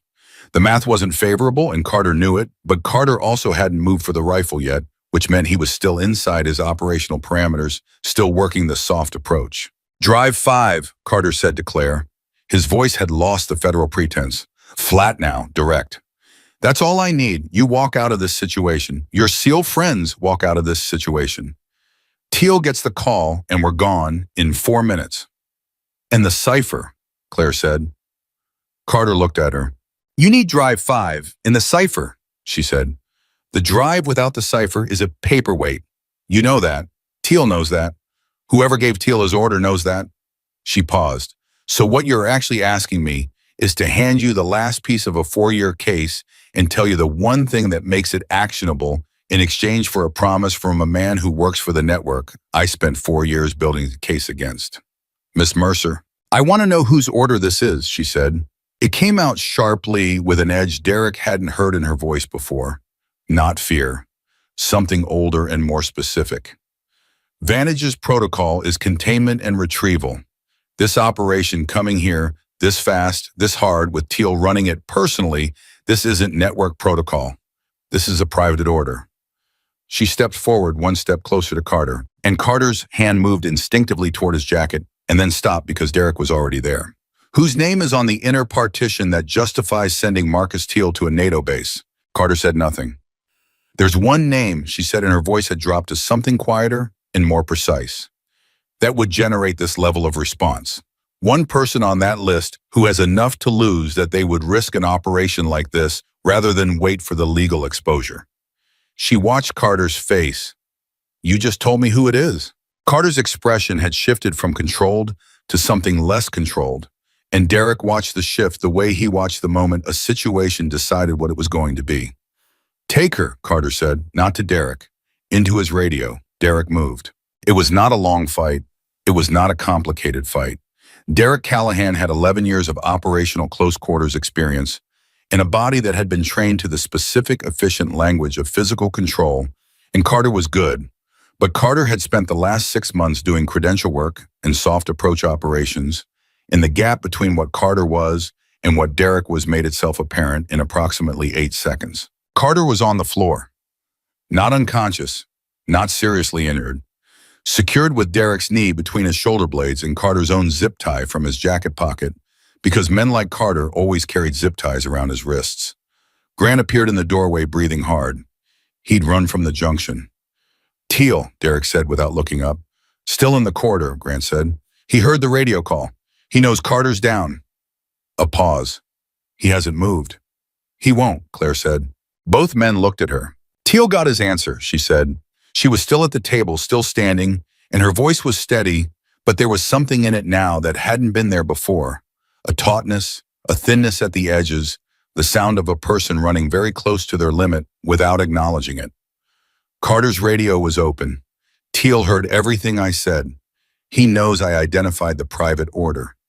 He knows I read Carter's face. She paused. Teal is a professional. His job is containment. His separate order was to retrieve the cipher by any means. But if the operation is already compromised, if I've already demonstrated that I know whose name generated this response, then eliminating me doesn't contain the information anymore. It only confirms it. So he stands down, Derek said. He stands down from the order, she said. He doesn't leave, he waits. She looked at Derek directly. Teal is not the final problem. The person who gave him the order is the final problem. And that person is currently sitting somewhere comfortable, watching this situation develop and deciding whether to escalate. Derek stood up from Carter, who was breathing steadily and saying nothing with the dignified silence of a man who understood his situation fully. He looked at Grant. Stay with him. He looked at Claire. Who is it? She held his gaze for a moment. Drive 5, she said. When Haynes has the inner partition, the name is in the architecture. But I'll tell you now what I told Carter, which is that there is one name on that list that explains everything.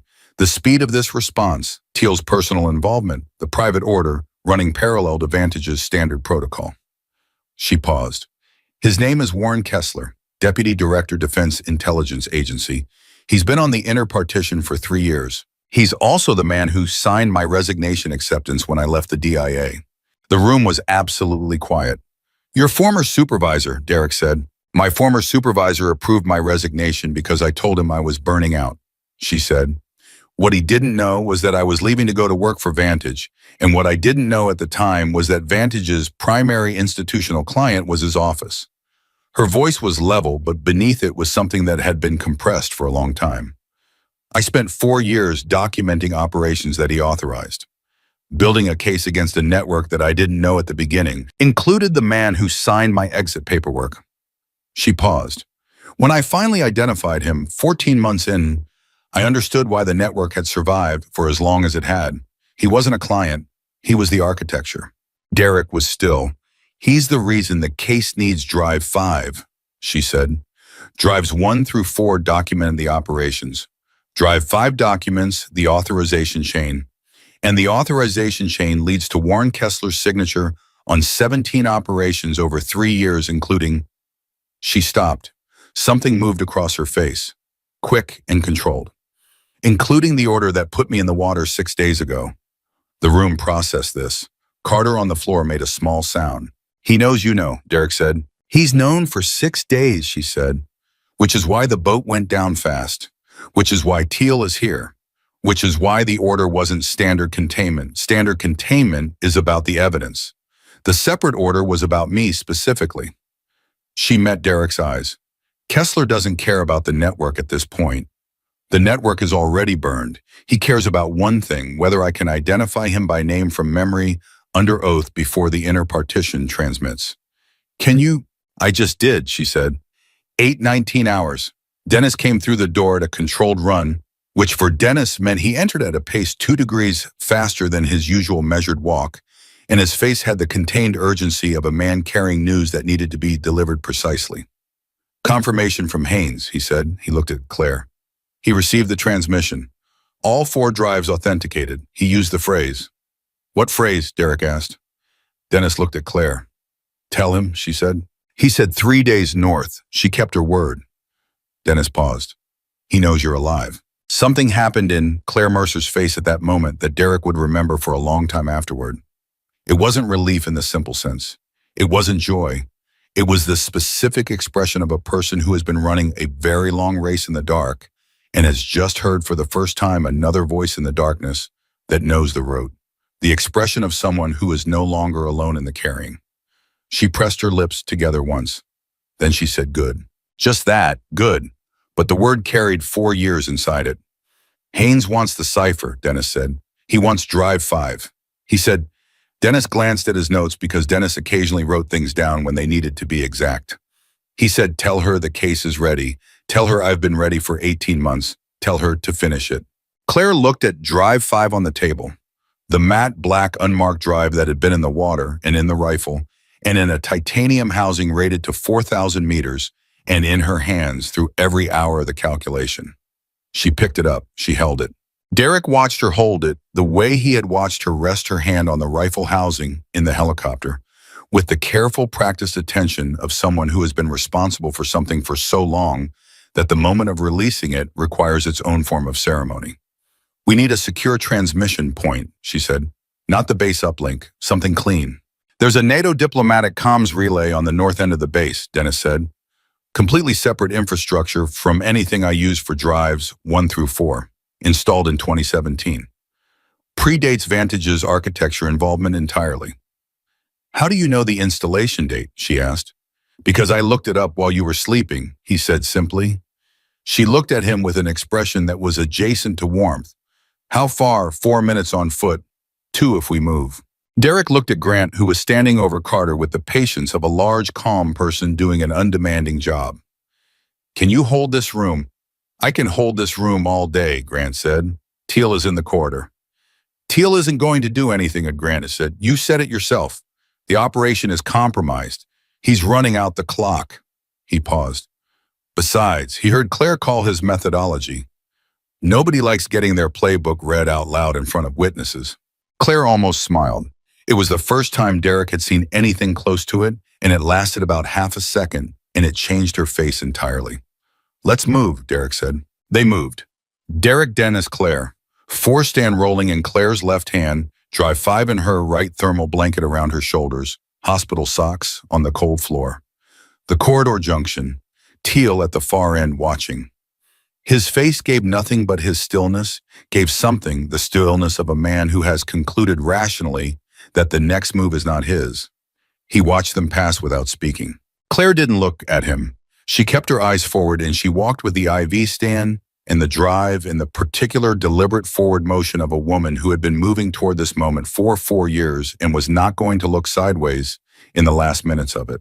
The NATO diplomatic comms relay was a small room with a dedicated satellite uplink, a hardline authentication terminal, and a duty officer named Specialist Una Park, 26 years old, 3 years at the Reykjavik facility, who looked up from her station when 3 people walked in, one with an IV stand, one looking like he hadn't slept, one who appeared to be vibrating at a frequency slightly above normal human range, and said, with the admirable composure of someone trained for unusual requests, "How can I help you?"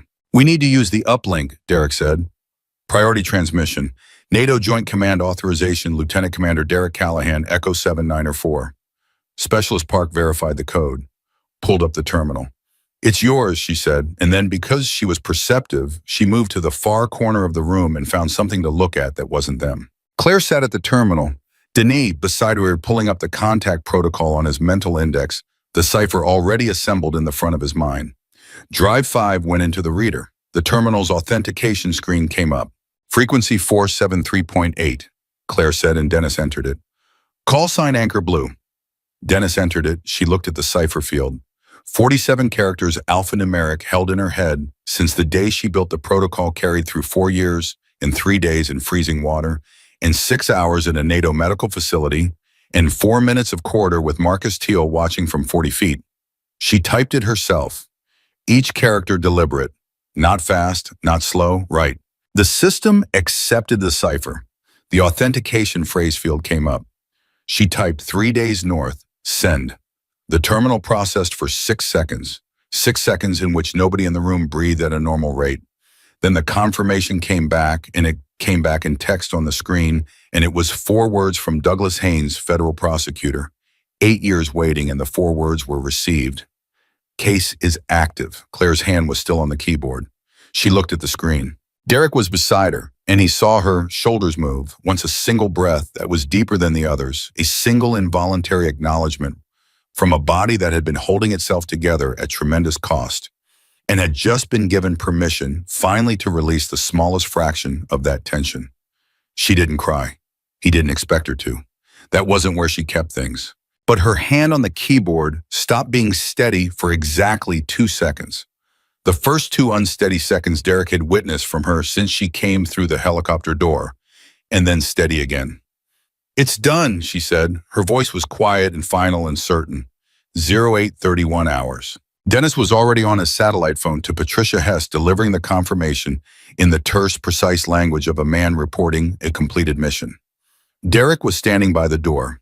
Specialist Park was pretending to be very interested in her equipment manifest. And Claire Mercer was sitting at the terminal with Drive 5 in her hand and the confirmation on the screen, and 4 years of wait doing the slow, incomplete work of becoming something else. Not gone, not resolved, but shifted, distributed, no longer hers alone to carry. Derek's radio came to life. Grant's voice. Derek, you're going to want to know this. Tell me. Teal is still in the corridor, but he made a phone call about 3 minutes ago. Short call. He didn't say much. A pause. But after the call, he sat down against the wall. Derek frowned. He sat down. On the floor. Like he was waiting for something, or like... Grant paused, and in the pause was something that didn't quite fit the operational frame they'd all been working in. Like someone just told him something he didn't expect. He looks... Another pause. He looks like a man who just found out the game is over. Derek looked at Claire. Kessler, he said. She looked up from the drive. When Haynes activated the case, Derek said, "What's the first thing he does?" She understood immediately. Contacts the FBI field office. Files for immediate protective orders and preliminary warrants. She was already calculating. If Kessler has any kind of monitoring on Haynes's official communications, and he almost certainly does, he would know the moment the case activated. She paused. He would know before Teal did. He called Teal off, Derek said. He called Teal off, but she confirmed, because the moment Haynes filed any action against me becomes evidence of consciousness of guilt. It doesn't save Kessler, it buries him faster. She held his gaze. It's over for the operation. Teal sitting down in the corridor isn't retreat.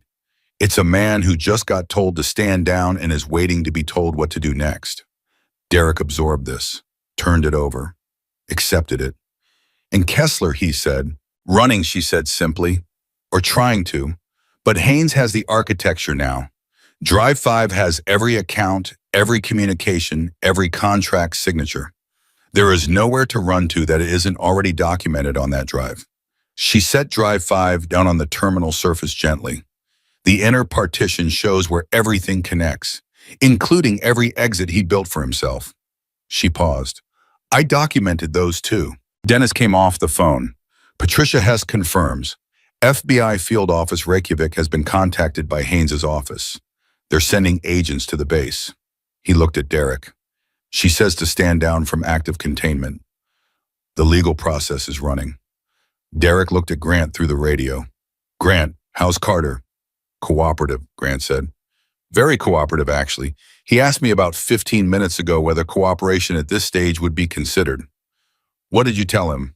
I told him I had no idea, but that the people who would know were about to arrive, and that being found in a helpful position was probably better than the alternative. A pause. He seemed to find that reasonable. Claire was looking at the confirmation on the terminal screen. Received.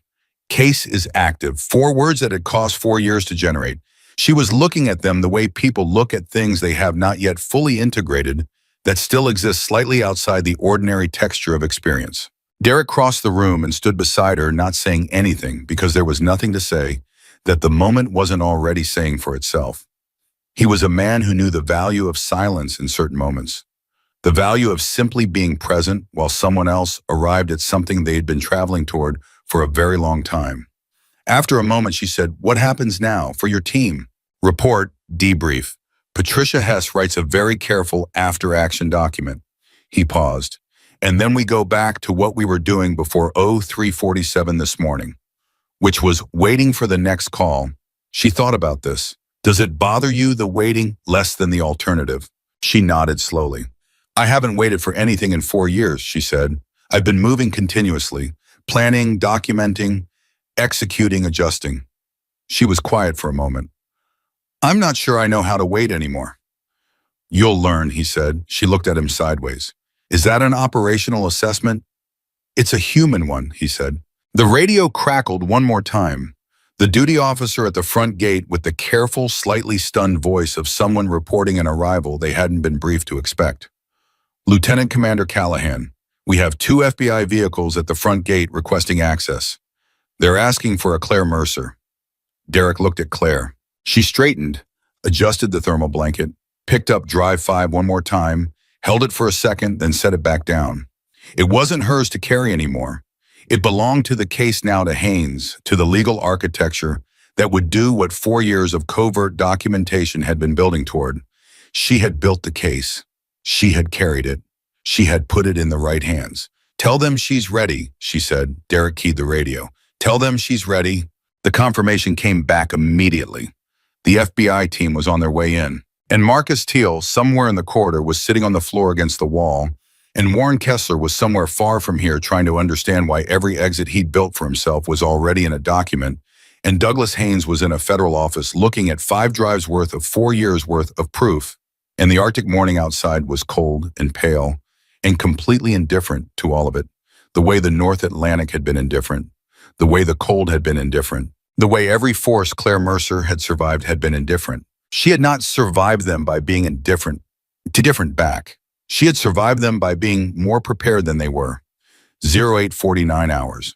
The FBI agents were 2 women and a man, and they moved through the base with the quiet efficiency of people who had been briefed thoroughly in transit and were still processing what the briefing meant.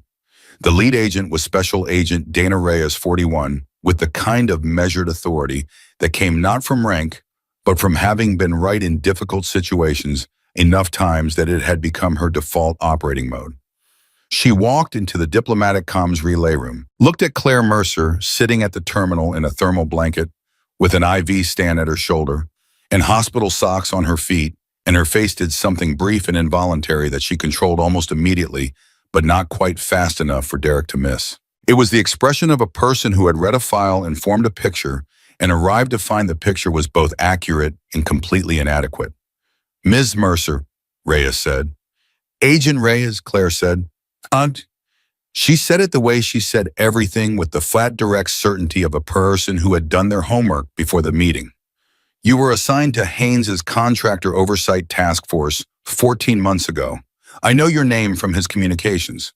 Reyes absorbed this without showing much. "Then you know I've been waiting a long time for this conversation." "So has he," Claire said.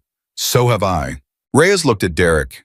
He gave her the compressed version retrieval evidence transmission, Teal Carter Kessler's name. He gave it in under 3 minutes because that was all the time it deserved at this stage. The documentation would take weeks. The legal architecture would take months.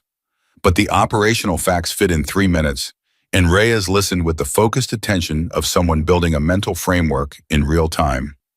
Nodding twice, asking one clarifying question about Carter's current location, and then returning her attention to Claire. "Drive 5, she said. "Haynes confirmed receipt, but we need the physical drive for chain of custody."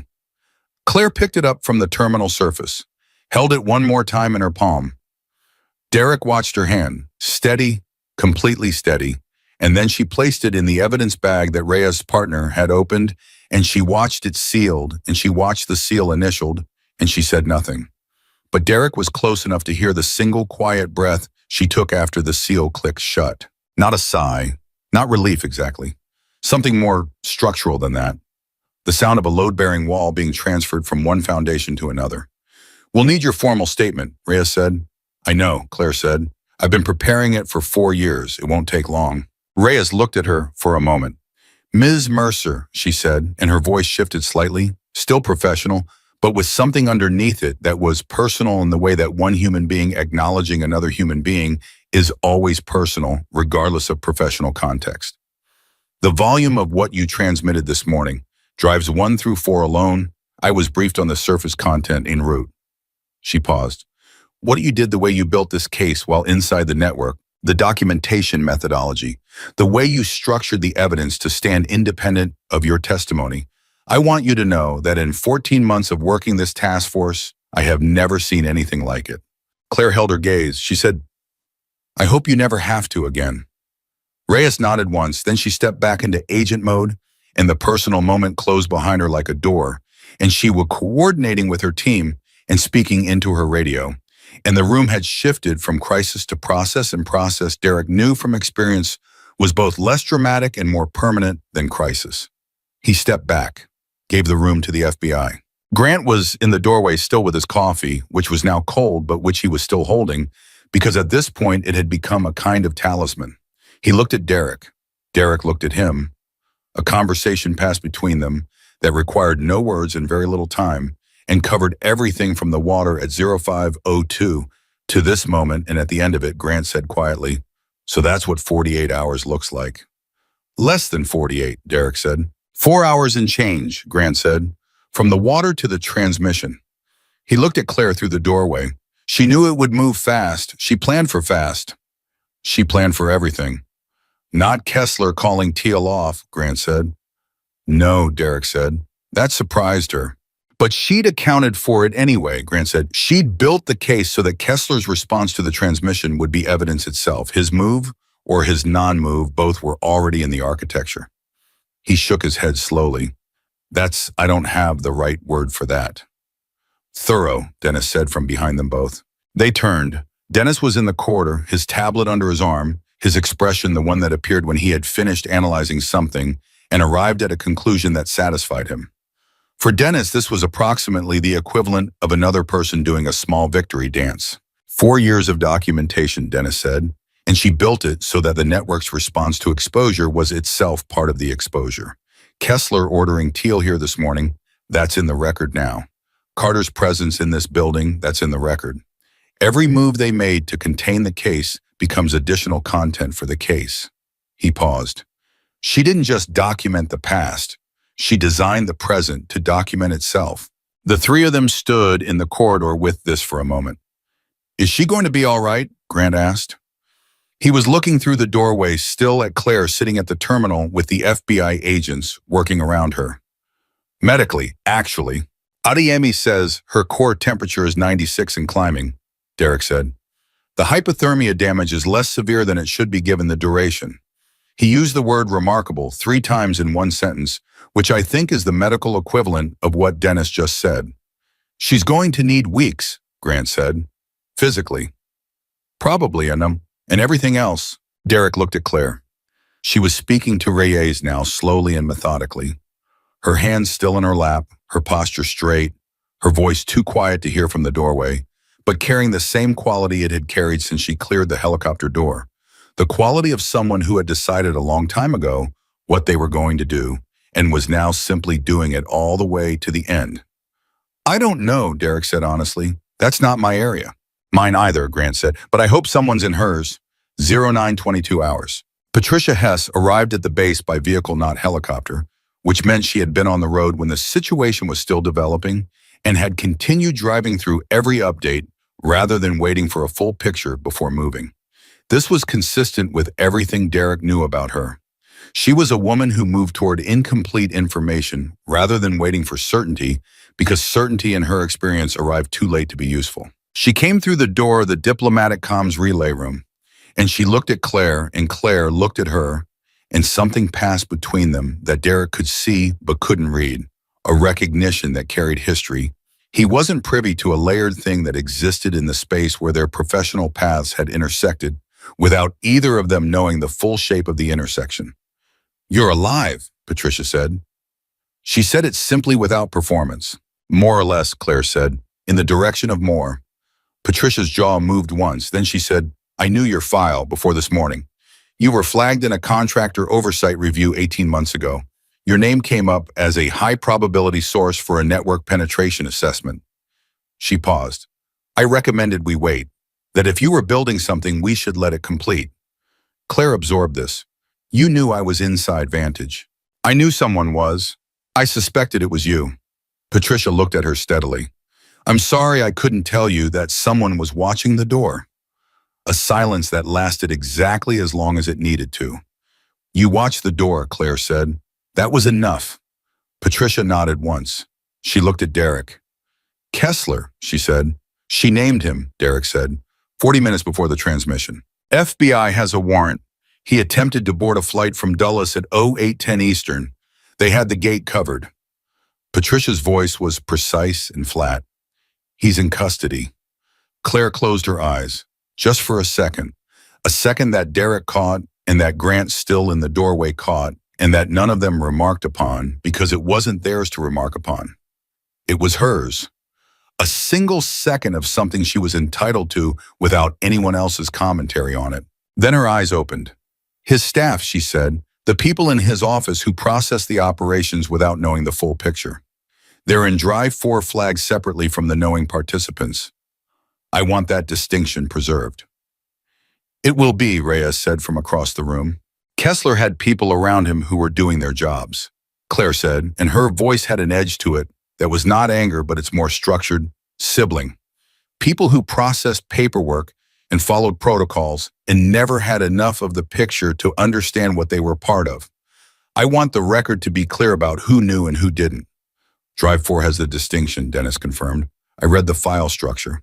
It's clearly marked. I marked it clearly, she said, because it mattered. That was the moment Derek understood the full dimension of what she'd built.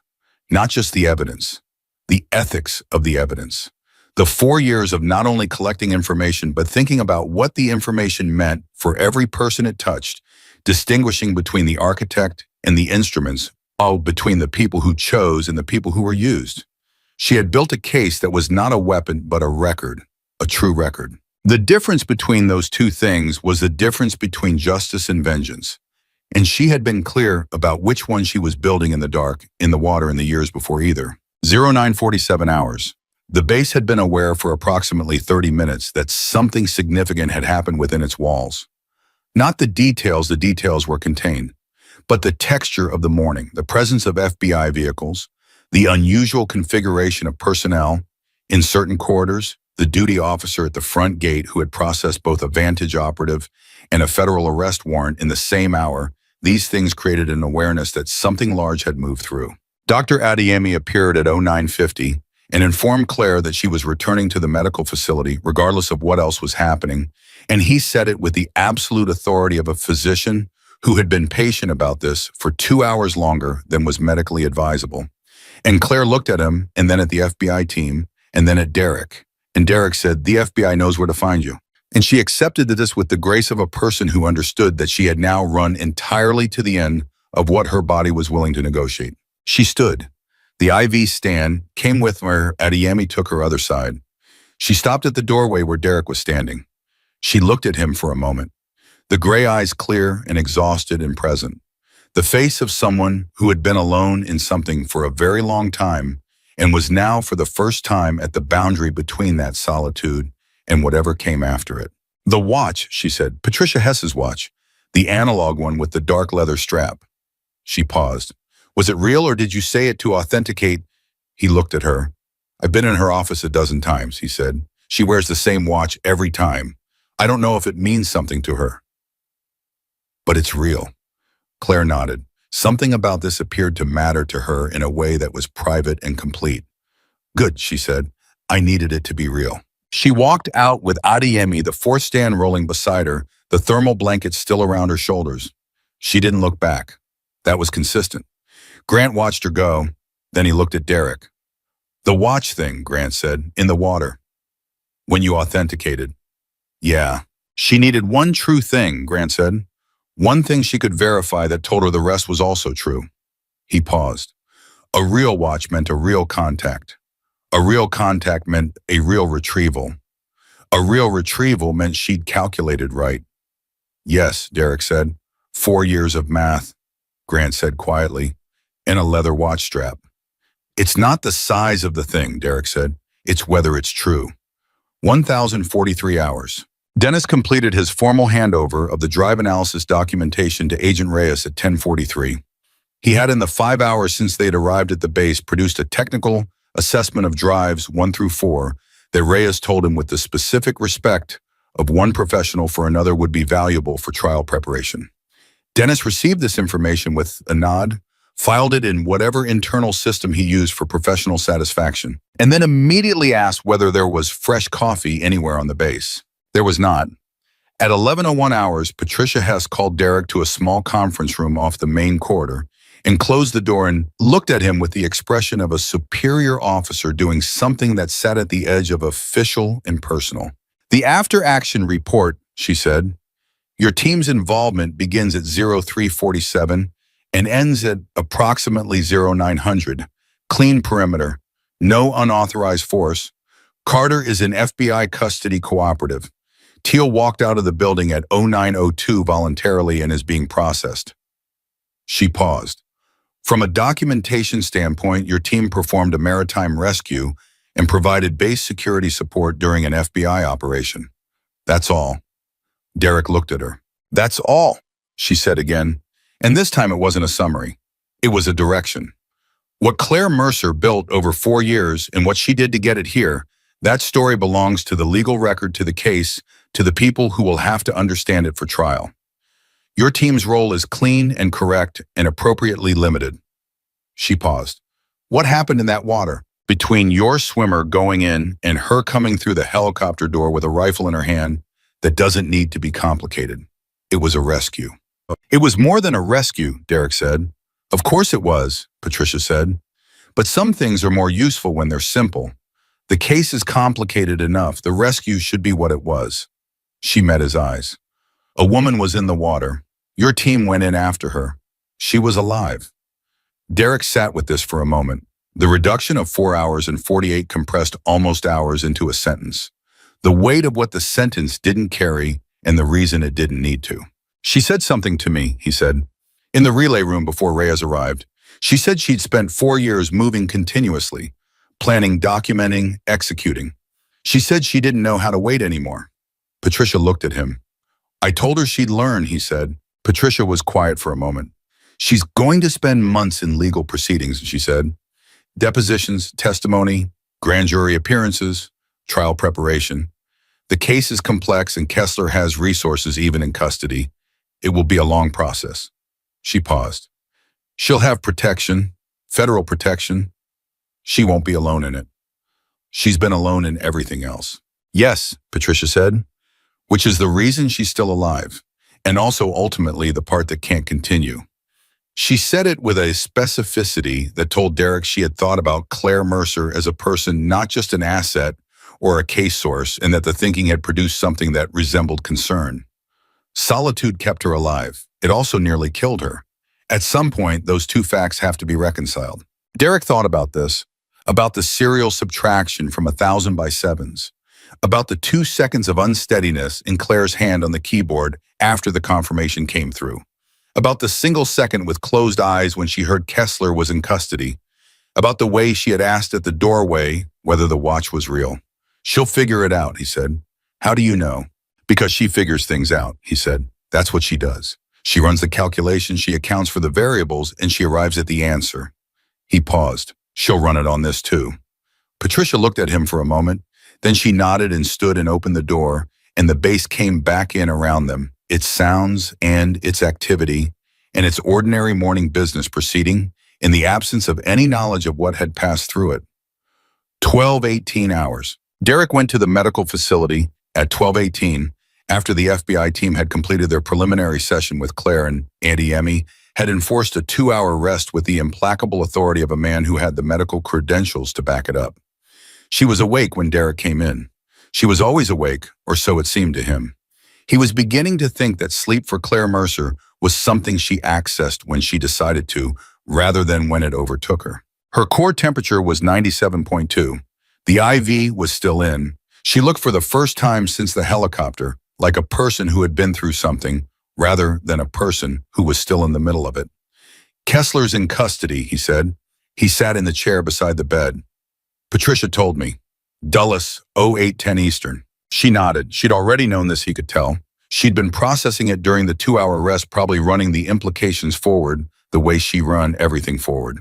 The network, she said, the 17 operations he authorized there are active components. 3 ongoing contracts that didn't terminate when he was removed.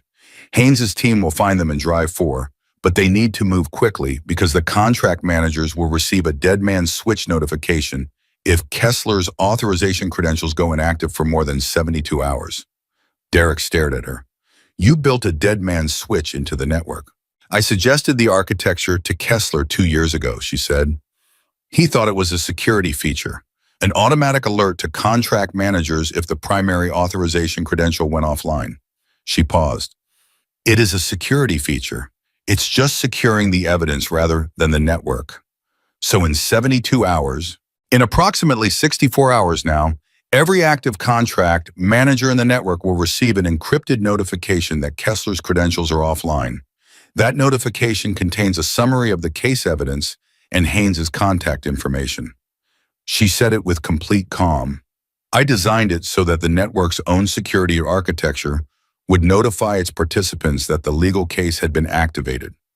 Most of those people are not Kessler. Most of those people will cooperate. Derek sat back in the chair. He looked at her for a long moment. She looked back at him with the gray eyes that had been calculating since before he knew her name. You built a self-dismantling network, he said. I built a network that would dismantle itself at the correct moment, she said. Yes. 4 years ago. The dead man's switch was installed 22 months ago, she said. When I had enough internal access to implement it without detection, I needed to be trusted at a certain level before I could put it in place. She paused. It took 2 years to earn that level of trust. Grant appeared in this doorway. He'd heard enough to look at Derek with an expression that said everything. Derek looked back with an expression that said he knew. Dennis behind Grant had already taken out his tablet and was making notes because Dennis's response to learning something extraordinary was to document it. I need to tell Haynes about the dead man's switch, Claire said. He needs to be ready to receive the contract manager contacts when they come in. I'll get you a phone, Derek said. Not yet, she said. And then something happened that none of them expected. She leaned back against the pillow. Not with the controlled precision of someone making a calculated decision to rest. Just back. The way a person leans back when they are tired and there is nothing left that requires them to be upright. She looked at the ceiling. 64 hours, she said. The switch runs itself. Haynes has the drives. Kessler is in custody. Carter is cooperating. Teal is processed. She paused. For 64 hours, I don't have to do anything. The room was quiet. That might be the first time in 4 years I've been able to say that, she said. Grant made a sound that was not quite a laugh and not quite something else. He looked at the floor. His hand went to the back of his neck briefly, the gesture of a man who was feeling something he didn't have language for and wasn't going to manufacture language for because some things were better left in the body where they actually lived. Dennis closed the tablet. He didn't say anything. He just closed it, which for Dennis was its own complete statement. Derek looked at Claire leaning against the pillow, looking at the ceiling, 64 hours of finally being able to not run. The phone will be here when you need it, he said. She nodded without looking at him. And the team, he said, for whatever it's worth, for whatever comes next in the legal process and the testimony and however long this takes, the retrieval team is in the record. Our names are attached to this case now, which means if anything tries to complicate your situation from here, it complicates ours too. He paused. We're not hard to find. She turned her head and looked at him. That's not standard rescue protocol, she said. No, he said.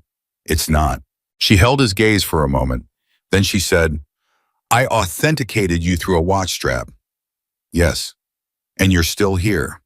Yes. Something moved in her face that wasn't controlled and wasn't brief and wasn't the ghost of something else. It was the real thing. A real expression on a real face unguarded for the first time since the helicopter door. Not joy, not relief, but the specific, quiet recognition of a person who has been running on pure calculation for so long that the presence of something that cannot be calculated, genuine, uncomplicated human solidarity registers as almost foreign, as something she has to relearn the shape of. Okay, she said. The word was small and complete. It carried everything she wasn't going to say and didn't need to. She looked back at the ceiling. Derek stood, moved the chair back to where it had been nodded to Grant and Dennis in the doorway, and walked out into the corridor. The three of them stood together for a moment in the fluorescent quiet of the base, the Arctic morning fully established outside, now pale and cold and continuous. So, Grant said finally, we go back to waiting. We go back to waiting, Derek confirmed. Until the next call. Until the next call. Grant looked at his cold coffee. He had been carrying it for 4 hours. He looked at it with the expression of a man making a decision, and then he set it down on the windowsill with the finality of something finished, and he straightened up and put his hands in his pockets. For the record, he said, that was the most extraordinary thing I have ever been part of. Agreed, Dennis said without looking up. Agreed, Derek said. They stood in the corridor of a NATO base in Reykjavik, Iceland, on a February morning that had begun at 0347 and had moved through darkness and freezing water and 71 hours and 5 drives and 47 characters and 4 words received cases active and had arrived here at this moment at this ordinary fluorescent corridor with its institutional floor and its cold windows and its silence. In a room at the end of it, Claire Mercer looked at the ceiling with 64 hours of not running ahead of her, and the case that she had built in the dark for 4 years was in the hands it had always been meant to reach, and the network that had left her in the water was dismantling itself with the architecture she had built into its bones, and Warren Kessler was in custody at Dulles, and Drive 5 was sealed in an evidence bag with an initialed seal. And Douglas Haynes had 4 words on his screen, and somewhere in the North Atlantic, the debris field was still turning slowly in the current, releasing the last of its evidence to the water, meaning nothing now, all of it already accounted for, all of it already in the record. She had gone into the water prepared. She had come out of it with everything intact. She had carried it to the right people and placed it in their hands and watched the seal close and let it go. And the case that one woman built alone in the cold, in the dark, over 4 years and 71 hours, broke open an invisible empire and it held.